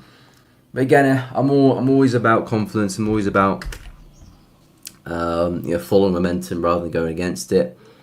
Of course, sometimes it makes sense to go against it, but it makes sense to go against momentum when either you've got a clear uptrend and momentum's gone to the downside, because then you expect to fade that momentum and the market to eventually push up. Or, of course, the market is sideways and you're seeing aggressive momentum into the high of the range. Well, if it rejects, you expect to come back down. I'll never try and fade momentum if we've got a clear bullish trend and I'm trying to short the high, even if it's a double top, because there's no merit in that. I don't really have any evidence to support price coming down other than the fact that we're at the high. And again, if you look at history, we normally break the high anyway. So yeah, I would not be looking to short Euro yen because of that resistance. Again, I understand it. Price at resistance, we can come back down, and we could still see some downside. I don't have a fortune cookie tells me what Euro yen's going to do, but it is an area which people can lock in some gains. We could see a bit of downside. I just wouldn't look to try and hold for a big move here. I'm interested to find out what your targets would be if you do short here, because if I had to short here for Euro yen, it would be a trade which I'm trying to get to like 1 hour profit and then I'm out the trade. Maybe a push like here, maybe if I was trying to extend it there, but it will be a situation if I'm looking for a bigger move, and if I do get to 1 hour profit, I'm probably locking myself break even, just give myself no no room for my price to go against me. Because if price does go against me, then it starts to reverse. Most likely, it's because price wants to actually continue the trend. They're probably going to take your stop. So inherently, there's nothing wrong selling the high. It's just probability is not in your favor, and I only want to take trades where probability is really in my favor. So yeah, there's nothing necessarily wrong with that, but be very, very cautious with management. I wouldn't try and look for a big move. If you are, trail stops aggressively, lock yourself in profit when you can. Because yeah, chances are if it does see some bullish momentum, it's not going to take much for us to go and hit the stop and take up the next high. So no, not really a setup I entertain. And actually, I'm looking to buy Euro Yen, funny enough. So a complete opposite.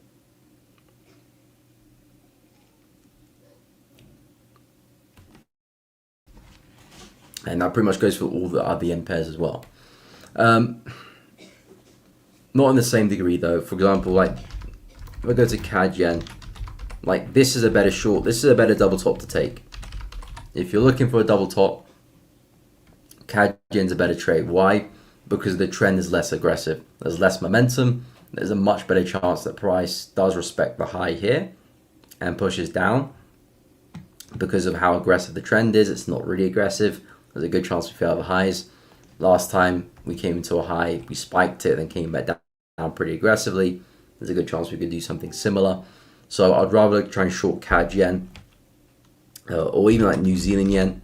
Yeah, if we get back to resistance here, quite a flat market, that's got a better chance of pushing down. Euro yen's case, just shorten a really aggressive market. And we can also look at the ADX rating as well. If I drop my cursor at the high, you can see it says 24.92. It's not exactly the highest expansive reading. I would say anything above 25, I would say it's quite expansive. I mean, it's almost there, to be honest. But then, of course, if you go read CAD yen and see the reading there, CAD yen there, 13.5. So that's a very, very kind of not expansive market. If it gets the highs, it's most likely going to fail at highs and come back down, unless there's some crazy fundamental shift on the CAD or the yen. So yeah, CAD yen is a better short to me. On like New Zealand yen, for example, take a look at that. I'm gonna start reading 16.5, much better reading there.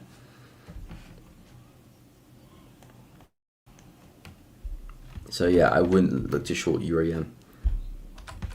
How is the indices performing? I know they gapped on the open. Okay, they're looking a little bit bearish. Could come back to fill the gap maybe, and then continue.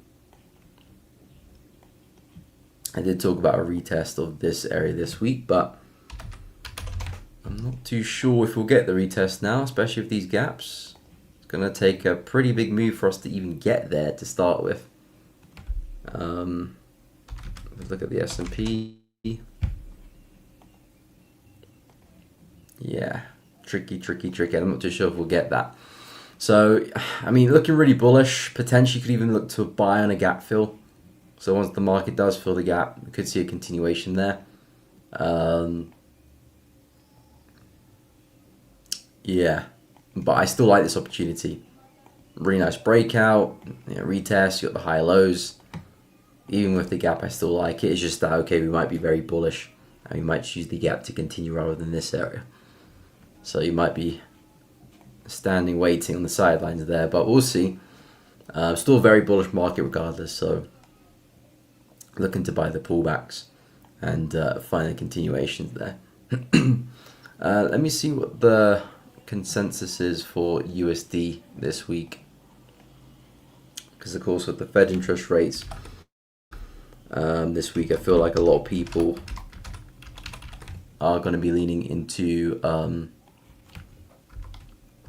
the bullish side of things, but because we've had a bit of a rally, I feel like people might be shorting now, and because they're shorting, it's going to make things a bit interesting. But let's see the case.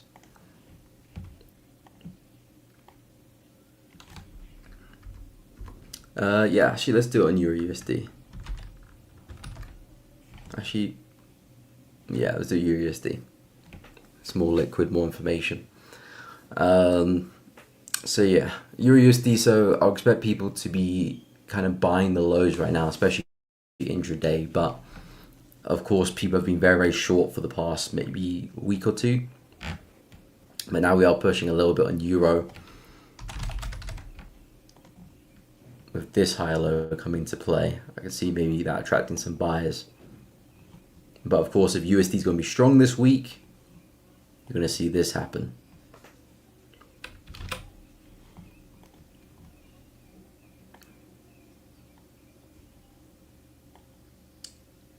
Okay, yeah. Increasing bullish bias. Okay.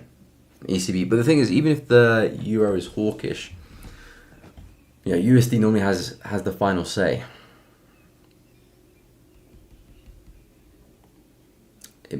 Yeah, I mean, it could cancel out, to be honest. It could cancel out.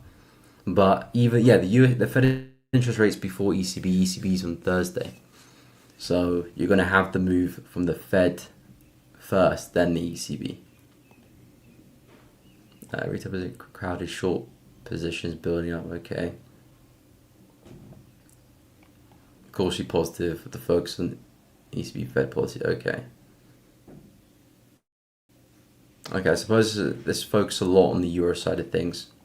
Yeah, I mean, I wouldn't look to follow it. To be honest, I'm not really looking to trade. I'm just interested to see what people are doing with the dollar.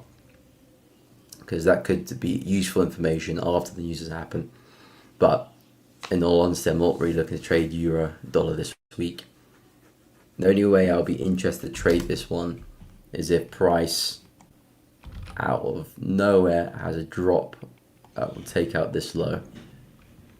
That's the only way I'll be convinced to trade it, because then I'll be happy with shorts. Because now I know this bullish market has formed a high, and I'll be looking to buy the pullbacks, sell the pullbacks on the way down. Right now, still it's too indecisive. It's an uptrend, but a very sluggish one, and if I'm gonna follow an uptrend, it's because it's still healthy.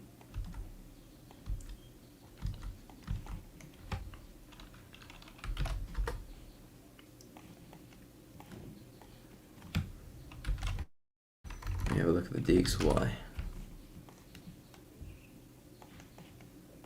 Yeah, DXY still looks ugly as anything. And again, a lot of trading is not necessarily about trying to predict the market and be, you know, the best analyzer of the market. A lot of trading is just not doing the dumb stuff and not taking the bad trades, to be honest. Because especially if you got a bit of experience in the market, like a year, especially focusing on like on a consistent style, because with a year in the market, just focusing on one style of trading, you can get pretty knowledgeable and pretty efficient at that style. You don't need to be trading for 5-10 years to reach a good level. You know, even a year of just dedicated effort at one style, you can become very knowledgeable of it, especially if you journal a lot, reflect, back test, you know, really kind of dive into it. You can definitely find a lot of information there. So you don't need to be spending a lot of time in the market to get to a good level. Of course, the more experience the better, but just understanding of a strategy, you know, a year can give you a lot of information. So once you do get good at that, a lot of the time you take a good trade, then you take 5 poor trades or 5 lower quality trades. They might not be poor, but they might be of lower quality, and that's what's going to skew your trading.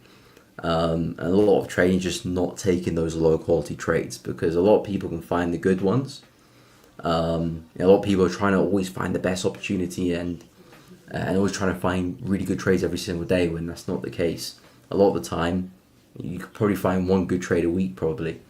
I'm not saying you should only take one trade a week, but if you probably did, you probably would do better for it if you just focused on the best trades and took them. You only be taking 4 trades a month, so you won't be very active, but I think your P&L will definitely help for that. I see that in my trading, and I bet that's for a lot of people as well. Again, I'm not saying you should only take 4 trades, but you know, take those good ones and then try and find other good ones. And if it's not quite working, get rid of that. A lot of trading just getting rid of the noise and focusing on what's doing well. And right now, USD for me is a bit of noise, so I can imagine a lot of people getting whipsawed back and forth here. Annie, what's up? Hope you're well. Potential target for oil. Current leg downside. Okay, so the retest resistant. Okay, I'm doing good. Annie, hope you're doing well as well. Thank you for asking. But yeah, good question. I mean, we have come back into a huge level for oil. And quite frankly, if this is a successful retest, I expect oil to be trading back down here, 55.16 eventually. And of course, depends what your time horizon is, what time frame you're trading on, and what you're looking from the trade as well, and how big your stop loss is. Because if your stop loss is just like a few pips above the high, it's going to be a bit more difficult to look for the bigger move. If you've got a bigger stop loss, well, even if price does spike above slightly or it has some extra volatility, you can stomach that. So it does depend on a lot of things. But just for like a generic swing trade on like a 4-hour chart, I would say if we can get halfway down this bullish leg, you're looking good in terms of managing the trade, reducing risk. And I would say this is like a good target to have. That's a meaningful swing. You're probably looking at maybe 3-4R back to that low. Again, I'm not too sure about your entry and your stop loss, but you're probably looking at least 2-3R there at the very least, probably more than that. So that's a good target to have. But halfway, especially where that gap is, we've got a little bit of indecision to our left there too. I think that's a good place to manage the trade, reduce risk, or start to trail stops. But when I'm looking for a swing trade, I'm always looking to target the next high or the next low. So because this is the previous low which gave us the pullback, well, by default that would be my estimation for the trade. But equally, because this is a really aggressive leg, it's a pretty big pullback, I think that midpoint where that gap is a good way to book some profits and manage that trade. Because maybe if price is generally looking for a reversal, we might do something like that. At least still walk away with something or avoiding a loss. Bashi, I'm picky and trade one way. Yeah, I mean, again, being picky is a good thing in trading. I think there's always a balance between trade frequency and quality, because at the same time, because you could have one trader who takes 3 trades a month or 2 trades a month. So in a year he would take 24 trades, and you can have a trader who would take 240 trades in a month, and they can both walk away with the same P&L. The trader B takes 10 times more trades than trader A. They walk away with the same P&L, but the efficiency and the potential drawdown you would have had with trader A would be a lot better, because of course they're taking 10 times less trades to make the same profit. So they're trading a way better system, or the way they trade it is a lot better. So they're a lot more efficient than trader B. But of course, at the end of the day, we're all here for money. At the end of the day, trader A is still getting paid the same as trader B. But in the long run, trader B is more exposed, because you're taking 10 times more trades, which means your account is exposed to 10 times more risk. If you're only taking 2 trades a month, the other one's taking 20, I'm not going to say it's likely to happen, but you could potentially take 20 losers in a row. That could happen. The worst case scenario, trader A only takes 2 losses in a month. Risk is very managed in that situation.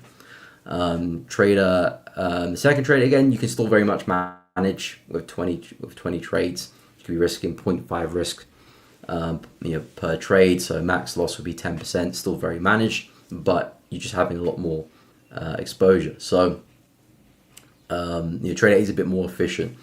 But there is a cutoff mark as well, because there will be times where, again, you have that super low frequency, so you're going for high quality trades, but sometimes the market might not be aligned with you, so you could still experience a loss streak. You still could experience some losing periods, and because you're not trading very often, you could still be in like a stagnant stage or in a slight drawdown for quite some time as well. That could happen too. But overall, the efficiency should be better. So you be the more efficient trader.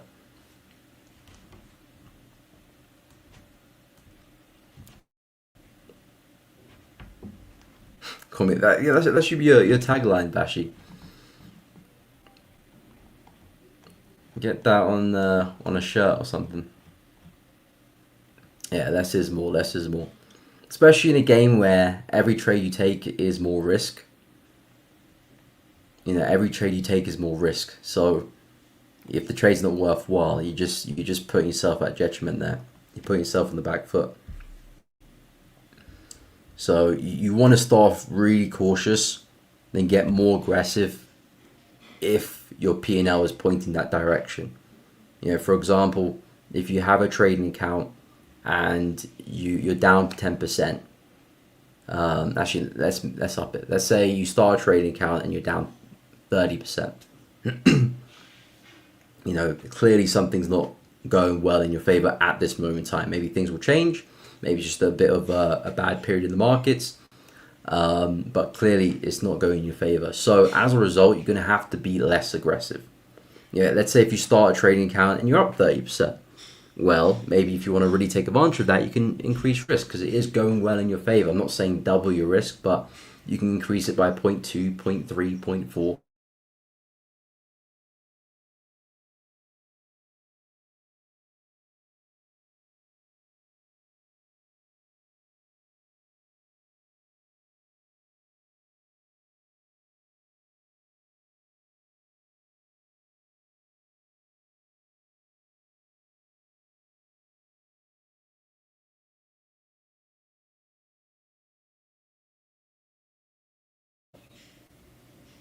Are we back? Okay, we're back. Apologies, guys. The data's still good. It just has like a little glitch. Yeah, exactly. But again, that's not wrong. Cause that's not a bad thing that you draw down for 2 months. Because again, we're always looking at the long-term picture. But yeah, the person who's a slightly more active trader probably won't have bigger drawdown periods in terms of duration, but they might have a bigger drawdown in terms of the size. Because of course their losing streaks will be bigger, they'll take more losses, but because of their activity, they'll recover the losses a bit quicker. So there's a lot of pros and cons, and a lot of it depends on your goal. Because let's say if you're managing someone else's money, you wanna minimize drawdown as much as possible, timing drawdown as much as possible. You're not there just to completely maximize profits. If it's your own money, well, yeah, you're there to maximize profits as much as possible. Of course, manage drawdown too, but you're probably happy to take a bit more drawdown or be in drawdown for a bit longer if it means more profits at the end of the month, end of the year. So it depends on goals as well, and also just your risk appetite. And that's why I like trading, because it's so unique. You know, whatever situation you're in, you probably have your own tweaks and own adjustments, which another person might not agree with, another person might be all for it.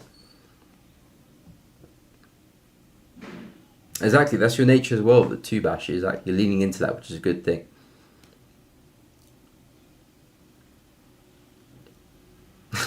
Thank you, Bashi. Yeah, welcome back. It does cut out right at the end of the stream as well. I couldn't just wait another 5 more minutes.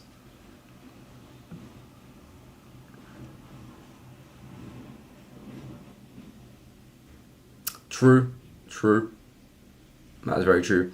I think, yeah, I mean, especially when you're trading lower frequency, because I think the key metric is frequency of trades, because monthly is probably misleading to you, Bashi, because of the amount of trades that you take. I would take a look at pound USD, by the way, of the trades you take, because you don't take enough trades for the monthly to actually be worthwhile to reanalyze and dig deep in. For example, the trader that does take 50 trades in the month or 20 trades in the month does have some merit to look into what went well this month, what didn't go well, and actually learn from that, because you have enough trades to actually go through. If you're not trading that often, then you're going to need to wait a lot longer to actually have a good sample size to actually analyze. And same for like, you know, really aggressive scalpers, so they could take 10 trades in a day. So in that situation, they'll probably look at their results every day and go deep into it. Whereas for you, it wouldn't make any sense to review the day, especially if you haven't taken this position. Yeah, 8.7, that's great going. Just 3 trades, yeah. Yeah, and the thing is, you don't need to take every trade as well to get good percentage. That's the good thing. You can still afford to miss trades and still achieve. That's when you got a really good system as well, when you don't have to be so on the ball. Because if you have to take every trade to hit your targets, then you're under the pressure automatically. Because if you miss a trade, that affects your P&L. If you can afford to miss a few trades here and there, and it's not really affecting your P&L, you're good. What's up, Francis? Hope you're doing good. Yeah, 46 trades a day is bonkers to me. I mean, I'm sure we've all been there. We've taken aggressive. I've done that in the past. Maybe not 46, but I've definitely taken like 10, 12 maybe. Okay, pound USD, I'm on pound USD. So pound USD, I'm not in love with the price action. In fact, USD pairs I'm kind of staying away from as much as possible this week. Probably just going to keep an eye on the Fed interest rate really to kind of make things a bit clearer, but direction is sideways. So if I'm going to trade this, I'm looking to buy the extremes or sell the extremes. I want to be at the lows or highs. Right now, I'm neither at that location. I want to be down here or up there. Here's in the middle. But doesn't mean there's no opportunity, because it does look like to me that price has come back to demand and potentially get ready for a bit of a shift there. So maybe you can be looking for some pullbacks after that breakout has happened. It looks like we're leaning that way. It's just the overall areas which we're trading, I don't think is particularly great. So because of that, I'm staying away from pound. My focus is there and there. And to be honest, I'll probably even leave it alone. But if I had to trade it, those would be the levels I'm looking at. But yeah, pound looks like we are forming a high low, especially if we can get that breaker structure. And I would say pullbacks intraday make the most sense. Euro Aussie, Euro CHF. Okay, we can take a look too. No problem. Annie, happy to help. Would you comfortable to buy that? No. You think it could test recent lows again before moving up? Not that I think it could test recent lows, but I would rather it do that before buying, because it would be a better situation. Because again, your goal as a trader is not to necessarily catch the move, it's to catch a good trade. And what are the components of a good trade, especially when things are really choppy. You always want to be at the lowest price possible, at the highest price possible.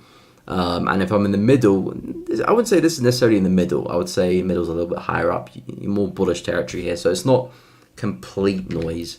It does look like price is forming a bottom here, but again, when things are choppy, I want to be on the outskirts. That's where I want to position myself. So it's not that I think that price is going to make that move. It's just if I was to buy here and take a loss, I'll be like, okay, I should have waited for price to be there. I'd rather take the loss here because I know I'm at the extremes. So it does look like price getting ready for a bounce, but it's just not in the area which I want to be trading in. Yeah, in terms of Euro Aussie, still extremely flat as well. Another pair which is kind of ranging, which another pair I want to be at the highs or at the lows for. But zoom out the daily chart, extremely flat, not really going anywhere. So again, I'm not really interested in trading this where we're trading right now. Sure, if we push to the low here, things do get interesting, buying that back up, and likewise with the sell. But here I don't see much. Maybe again intraday opportunities on the way down there.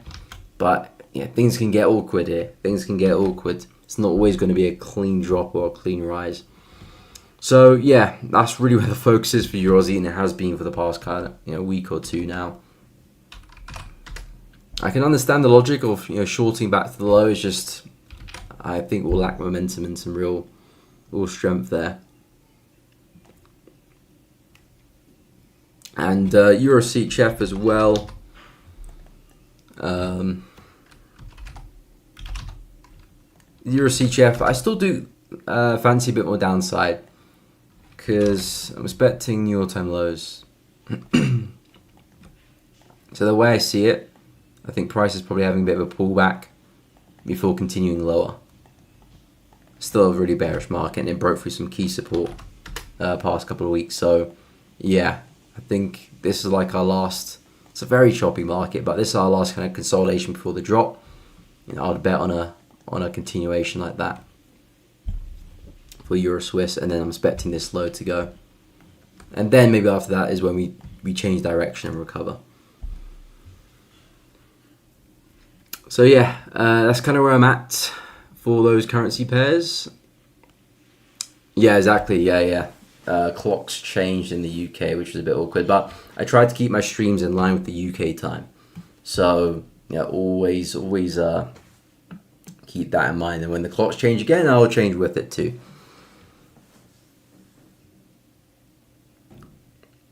Would you say this year's been difficult for new traders? No.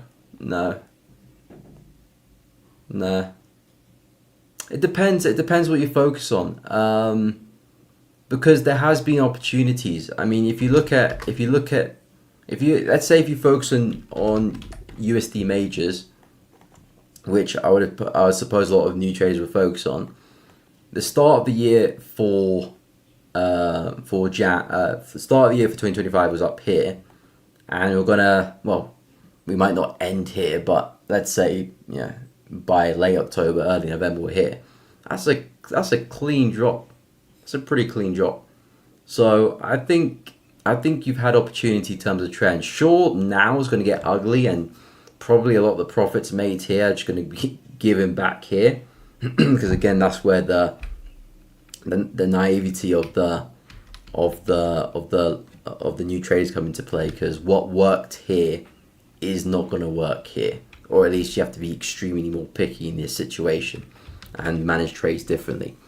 So I think there has been opportunity, and if you focus on yen's been choppy. It's starting to trend a bit more towards the end of the year. Yen's been quite choppy though. Other crosses have been quite choppy, although there has been some relatively decent trends on CAD pairs, especially Euro CAD and Pound CAD, Aussie CAD, New Zealand CAD, not much.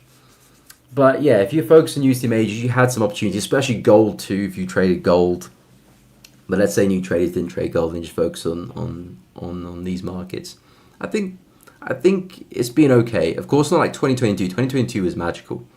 And then 2023, 2024, horrendous price action.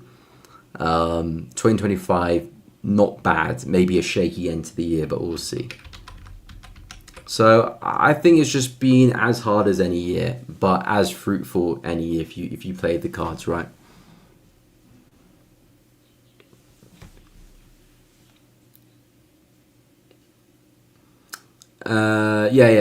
I'm currently in GJ. That's the only position I'm in. This was from last week Monday. Still very stagnant. I have trailed stops underneath the low there. Still a little bit of risk on the table, but I'm still pretty bullish on the yen pair, so I'm still trying to actively buy them.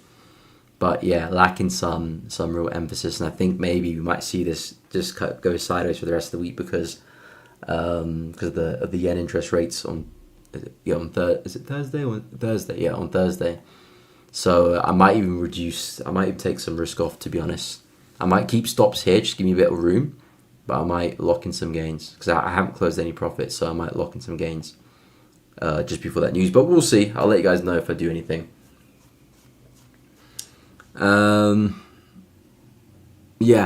time frames would be good.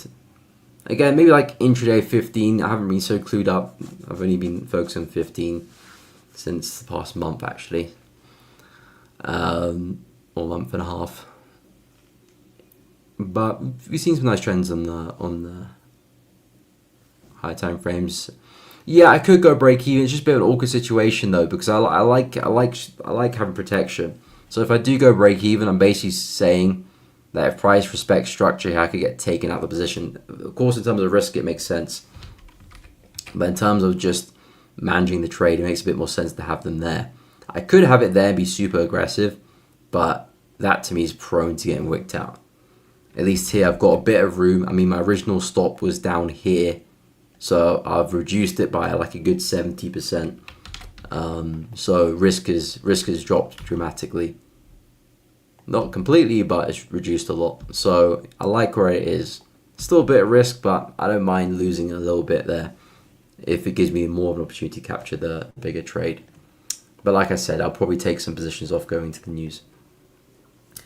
But anyway, guys, we have come up to the end of the stream. I do appreciate each and every one of you tuning in and interacting with me and dropping likes and subscribing to the channel. If you haven't done so, please be sure to go and do so. It does really help out with the channel, and I am very appreciative of everyone who does that. I will be live again tomorrow as always. Remember, it's the UK times have gone backwards an hour, so it does look like I'm streaming a little bit later than usual, but it's still in line with the UK time, so keep that in mind.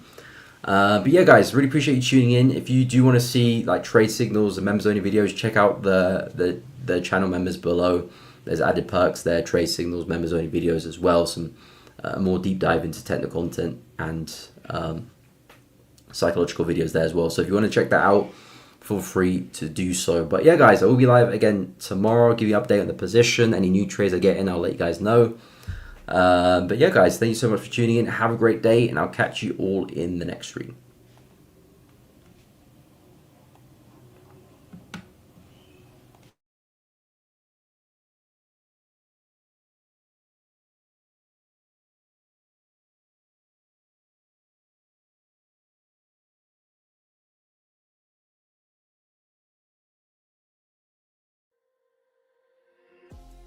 Six AI agents, each built with a unique edge. Miko, AI, Team Leader.